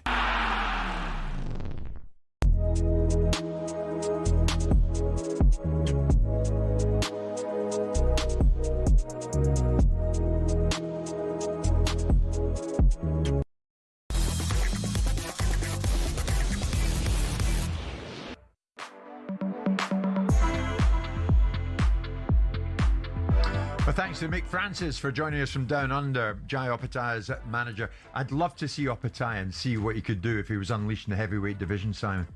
Yeah, absolutely. Love it. I'd like to see him fight Zurdo Ramirez and achieve what he deserves to achieve, which is unifying the belts in the cruiserweight. It's not going to get him paid, but it's going to get him made in his own mind as an undisputed, and then go up to the heavyweights when he's ready. But he's a fabulous fighter. I just would like to see Giant with better fighters, but they're not wanting to fight him. Yeah. Next up for Conor Benn is Regis Prograis on the undercard of Tyson Fury's comeback fight against Makhmudov on April the 11th. Conor Benn, what's he done? He signed with Dana White's Zuffa Boxing, just like Jai Opetaia. It's a one-fight deal, though, reportedly worth about £11 million. Conor Benn sat down with her own Adam Cattrall and they began to discuss the very move that we're talking about, from Matchroom to Zuffa. I've got love for Matchroom. I've got love for Eddie. Irrelevant of what they've been saying, irrelevant of what's been said, I still want Eddie in my corner. I don't hold any type of feelings towards them. Ultimately, if you ask me to choose out of my family and what sets my family up and that my family's legacy, my kids are my legacy. You know, when they don't want to cover my dad's business class flights over, or, you know, you're reminded that you have a time span, you have when you're done, nobody cares. And there'll be a new one of me. Make hay while the sun's shining. You know, and take the best deal for me that I feels right for me and my family. And it was the best deal, you know, by a country mile. So for me, I'm excited to be boxing under the Zuffa banner and really lead the way. How does this look going forward? Because when I've listened to you speak in the past, it's obviously the dream of becoming a world champion and holding the belt that your father held with the WBC. Obviously, Zuffa are on record talking about sanctioning bodies, whether they will, whether they won't. They've got their own belt. They're working with Tuchel. I made sure nothing changes. I want the WBC world title this year. That is a must. So I don't know the politics of it all. I don't know what's been said. I don't know what Zuffa are doing. You know, my team know, and you know, it's almost guaranteed that I'll fight for the world title end of the year, providing I do what I need to do April the 11th. Do you feel like you're Matchroom anything? I don't feel like I owe anybody anything. I owe my family, I owe my son a good life. I owe my son a blessed life. I owe my opening doors for my son that no one else can open. It's my responsibility. That is my responsibility. He is my legacy. Not just my son, my daughter, and potentially more kids on the way. You know, that is my legacy. Everything else is just noise. Who pays for my dad's bills now? Who would have paid for my dad's bills when I was in school or put me through private school? Nobody. You know, so yes, I'm a hot topic right now. I'm not always going to be. Yeah, because when I'm said and done, I'm sailing off into the sunset and you won't ever see me ever again. Which ain't far away. Well, the next one's on Netflix. The one I'm excited about. The one after that on Sky Sports. How does it work? Well, it's a one-fight deal. So okay, yeah. So this is the one fight with Zuffa. The one fight. The Zuffa one-fight deal is this next fight, and then we'll see what doors open. Talking to you today, there's a calmness, and there's obviously age is a good thing where can add maturity to people, and I'm feeling that energy from you. How has that happened over the last couple of years? How has that last couple of years? Mm-hmm. I think God's just changed me personally. Yeah. I think you go through things in life, don't you? And you just sort of find yourself or find out who you are and who you want to be and what sort of dad I want to be to my kids. You know, I've been praying every day, really seeking my faith and putting my faith first, which it's only when you have your own revelation encounter where you sort of just really want to be the best version of you can be. Outside of boxing, boxing's temporary. Boxing is for now. I just want to be the best dad to my kids. I just want to be the best role model. I want to make the best decisions. So I feel really calm. I feel really happy. I don't feel that rage, that anger, that hate that drove a lot of my career, that chip on my shoulder, where I was just fueled by the wrong reasons. Ultimately, I feel like I've come through that. I feel like I've matured, more patient, more forgiving, more understanding, more gracious. How hard has that been to get to that point? Listen, you're talking on talkSPORT now. You know what I mean? There's been noise on talkSPORT. I get it. I get it. It's life, and sometimes you don't have to understand everything. You don't have to understand it all, and I don't understand it all. I can promise you now, I don't get it all. But one thing I do is just trust God that He opens the right doors, and like whatever I need to go through, you go through it. It doesn't make it easy. It doesn't make life easy. You go through things in life, and again, you don't know why me, why. You can have that victim mentality rather than looking at what the lessons are in it. What I've had to go through is to help prepare my son. You are not what the world says you are. You are who you know you are. That's all that matters. That was Conor Benn speaking to Adam Catterall, and you can hear more of that. That was just a short version of Adam's overall interview, and you can catch it on the Talk Boxing YouTube channel. Adam joins us live. Adam, he was very frank with you, was he not? And it seems to me, he has come through a lot. He has matured a lot. He had to see off Eubank Jr. last time around to have any credibility left in the fight game. And now he's got a ton of money coming his way. Nothing wrong in that.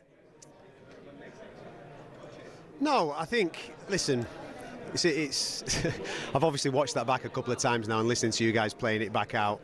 I've got my own thought process about my own performance within that interview. But from Conor's point of view, he's on a bit of an interesting journey because, as I said to him in that conversation, I think he did come out of credibility a lot. Well, his credibility rising off the first fight with Chris. He's obviously beaten Chris in the second fight, so I thought he was riding a little bit of a crest of a wave. It's going to be interesting to see how the fans react to him to the fight that's coming up on April the 11th, because there has been a lot of noise about the way that he left Matchroom and now has teamed up with Zuffa. As he explained to us there, it's a one-fight deal. What happens after that, we don't know, but a lot of the conversation that we had yesterday is that he has dreams, hopes and aspirations of still becoming a legitimate world champion, as you've just been speaking to Jai Opetaia's manager about the same thing, who's connected to Zuffa. So it's going to be interesting to see how this pathway plays out over the next 12 months for Conor Benn. I mean, I didn't see the whole interview yet, Adam, and I know you're sort of self-flagellating about it, but the idea that he talks about fighting for a world title, did we get any insight? Because he's fighting at a catchweight at 150 against a 140 fighter, at best it's at 142, fighting at 150, so there doesn't appear to be a lot of credibility in that fight, besides the fact that Regis Prograis on paper looks like a good fight because of the name of Regis Prograis and what he did when he fought Josh Taylor and whoever else he's fought Jack Catterall in recent times. When he talks about, I'm definitely going to fight for a belt, did we get an understanding of that's at 147 or at 154? Where are we talking about?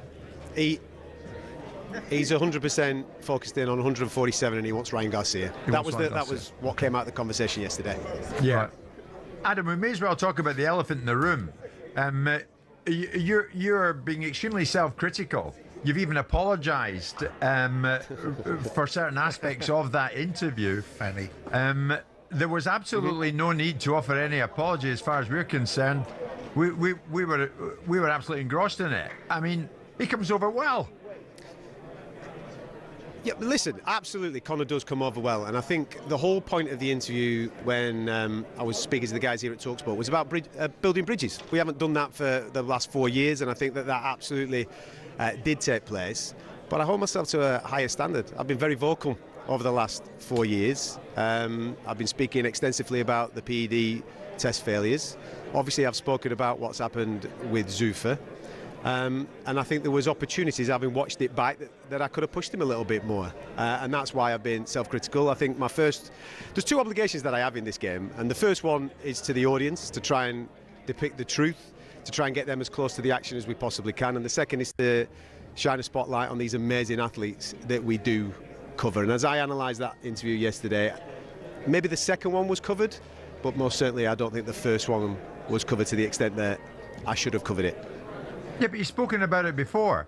And if you were to have brought that up again... Yes, he has. He was simply going to bat it straight back. Done that, been there. Sorry, next question. No, yeah, I think. Listen, I think you're right.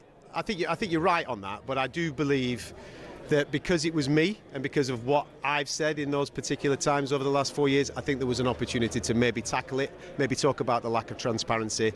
Listen, it's one of those, Jim, Sam, you've both been there interviewing people. Sometimes you win, sometimes you lose. On this one, I think I've lost, and therefore I'll reflect on it and hopefully get better going forward, mate. Do you get a sense of, Conor's disposition is calm and serene because he's got a big bag of money, which has sedated him a little bit. But in recent times, we've seen him having unpalatable outbursts against Duke McKenzie, which he's rode back from. But what he said to Duke was unforgivable. And this persona of the angry man, did we get any understanding of this? Because I know he's sort of covered it briefly that he doesn't feel angry anymore, and as I just made the sort of flippant comment, a big bag of money will help you do that. Do we get a sense of where Conor's mentality is and what? I mean, I've always liked the kid, and he went through a phase where he disliked everybody because he couldn't account to the questions that were being asked of him. And with due respect, you know me, Adam, I burn bridges left, right and centre. I would have made sure he asked a question about the drug situation and why the fact he hasn't sued anybody, because apparently compensation should be awaiting him because he's been unfairly accused of things that he never did. But it's not really, because Conor Benn hasn't spoken to anybody. That's why it's not old news. But do you get a sense of the disposition that he carries with him now? Because Nigel has all the menace, and that was his stock in trade. Conor has had some of that. What kind of attitude, outlook do you think Conor now exhibits as a menacing, marauding, all-consuming fighter that people possibly think he is? I think, personality-wise, I think what's happened over the last couple of years, he's come to an understanding that once it's all said and done, and he says this in the conversation, that who's going to care about him? So I think he's got this I don't give a you-know-what about the scenario. And I think that's what's taken a lot of the fans back a little bit, because, and this is where I should have pushed him a little bit more yesterday, because of the relationship that he had with Matchroom. Eddie Hearn, with all due respect, went to war for the boy. He stood at the front line and he was putting out fires during his darkest time. For them to obviously part company and to Conor to do it in the way that he has reportedly done it, I think that's got the fans back up. But I think what's happened to Conor over the last 2 years, he feels like he's on his own. He's fighting his own battle. He's out there to get as much money as he possibly can to achieve the things that he wants to achieve within the game and get out there, obviously, with a big fat bank account and his health intact.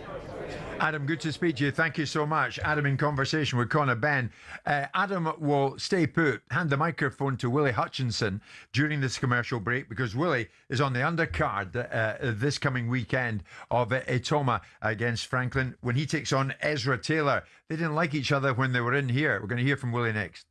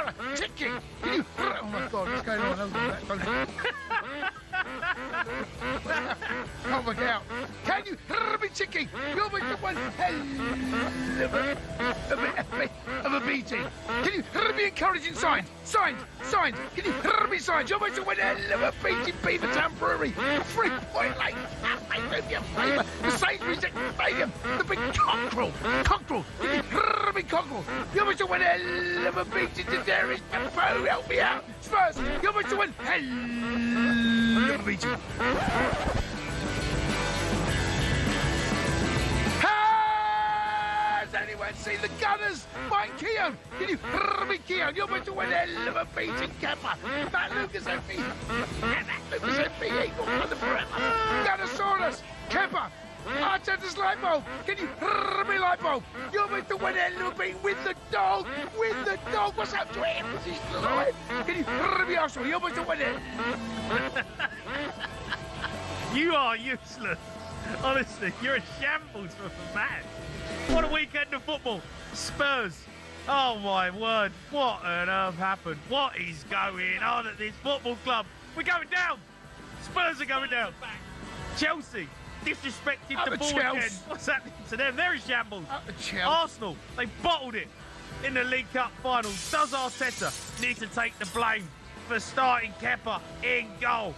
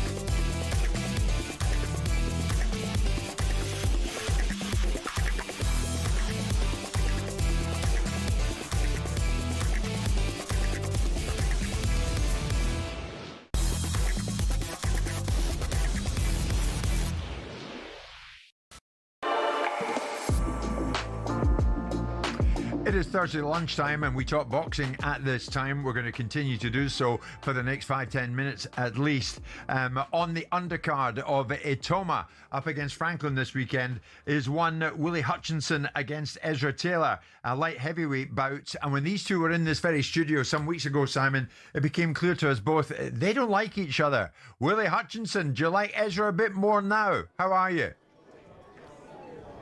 Listen, I just dislike him as much as I did when I was in there, you know. I still believe when we was all in that there little box in the studio, I still believe I'm going to come out on top when there was 6 years. So there's only one man on Saturday night, isn't there? So I'm looking forward to that. I do remember that you did offer out Ezra there and then, but not only him, me and Simon. Yes. You were in a fighting mood, Willie. Yes. I would have took Simon out first, though. I would have went for him. What do you think of this fight, Simon? I think Simon, you would have been first on the list. Shut up. Yeah, you didn't say it when you were in the studio, did you? Right. Nah, I'm only joking. This is it's a fight I've been looking forward to. Yeah. This is the fight. There's a whole range of fights on the evening that are great fights. Nathan Heaney, Brad Pauls, a bunch of other fights are on there that are good fights. But this is the one I've been looking forward to besides the main event. Yeah. I think it's a great fight. I think it's a fight that Willie probably has to win. And will know that himself. He's not even considering losing. But if you win, even when you win this fight, Willie, where do you think it leads you? You're watching the light heavyweight division. You're seeing Callum Smith fight Dave Morrell in Liverpool next month. What's on your horizon once you've dealt with Ezra Taylor, which I know you're not taking lightly and you won't be looking past? Yes. Listen, you can't look past him, because if it was him or if it was a journeyman, you can't look past any of these men at this point, because we got to push on.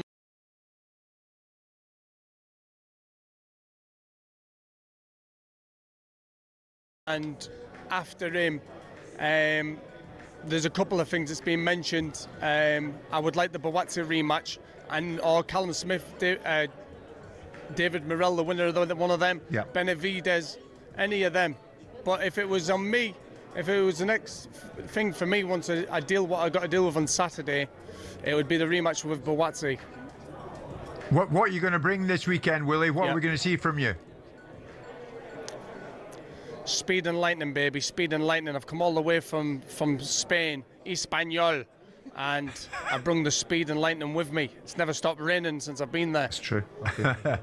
I know you back yourself hugely to win it, and why wouldn't you? But I mean, you must rate Ezra Taylor. as well, do you not? You know what? He's probably a very nice lad, and he'll probably be my pal after the fight. But as in boxing, he's not at this level. I'm going to show you all that on Saturday night. I mean, listen, I said it in there, and I'll say it again. Yeah. He can get severely hurt, and no one can see it. Well, let's hope that doesn't happen. He's got a record of 13 wins, no draws on that. I mean, he must fancy himself going in there as well. So you know, Willie, you're up against a capable opponent. Oh, listen, he's an opponent. He's a good opponent, I suppose, but he's not this level. Come on, everyone needs to open their eyes. I'm going to have to open everyone's eyes on Saturday night. I'm going to have to open everybody's eyes of, not because he's bad, it's just how good I am, and I believe I'm the best. And this is a step forward to the journey where I'm going to go. You're never short in confidence, Willie, and this is another example of it. Yeah, no, I'm definitely not short of confidence, but confidence is built through what you've done in camp. It's not just these 2 months or 3 months. It's 12 months. I've been boxing since I've been 9 years old. I've been in with the best. I've beat the best. Yeah. You know, so and that's where the confidence comes from. When I see a man like this, I boxed men like him when I was 18-year-old. And you've had 8 more fights in Ezra, Willie. So experience, do you feel, will really count on the night? It's not that 8 more fights. It's fights where there's been highs and there's been lows. I've fought in front of 97,000 people. I've fought in front of 500 people. It's not a normal 8 more fights, is it? It's a very important 8 more fights. But I believe when you're good enough, you're good enough. And I believe this man's not good enough. Okay, we shall find out in the next 48 hours or so. Willie, good luck and thank you so much for joining us. Yeah. Listen, anytime. He's a good lad, isn't he? He's character. He's a character. Yeah. I think he's got a tough night's work ahead of him. Do you think? I don't think it's a case of that. Well, why didn't you tell him that? Well, I told him in here. All right. And I do remember. And then he wanted to fight you. No, he didn't want to fight anybody. He just plays the game, doesn't he? And he's very good at it. Yeah. And he creates a temperature in the room, but really underneath it, he's quite cool about it. I think this is a difficult fight for him. I'm, with all due respect to Willie, I think Ezra Taylor's going to win this fight. Are you still listening, Willie? Say that again. I never heard him. Here's Simon again. I said I think you're going to get beat. Is what I said, Willie. Is that what you said? I did, yeah. I did. I'm happy to eat crow. Simon, have you ever boxed a day in your life? No, I haven't. No. You should have no comment on boxing whatsoever. You should leave it to the boxers. We will because see. You've never had a fight in your life. We will see. And when you have an opinion on something in life that you've never done, we can have a conversation about that as well. The only thing you can box. Simon, listen to me. The only thing you can box is box in Tesco's shopping centre. Well, that's what you can box. Willie, if you lose that fight, you'll probably be working in there. You shouldn't give right? any. Hey, but I've got plenty. Good. I don't need to well, go let's anywhere. see you win. I don't do this for the money. I do it for peace. Good, fantastic, good. So when we see on Monday, if you've won, you'll be able to say all this. But don't lose, Willie. Now, don't lose. Whatever you do, don't lose. But Simon, if you've never boxed a day in your life, and you've never felt a punch in your face, you should have no comment to boxing. I'm not allowed ever an opinion. In your life. I'm not allowed an opinion. Forget about this. I'm not You're allowed not an opinion. An opinion because you've never boxed. Okay. You don't know. All right. Well, hopefully my opinion will mean nothing. You should keep to the football. But if I'm wrong, if I'm right, Willie, you are going to eat some.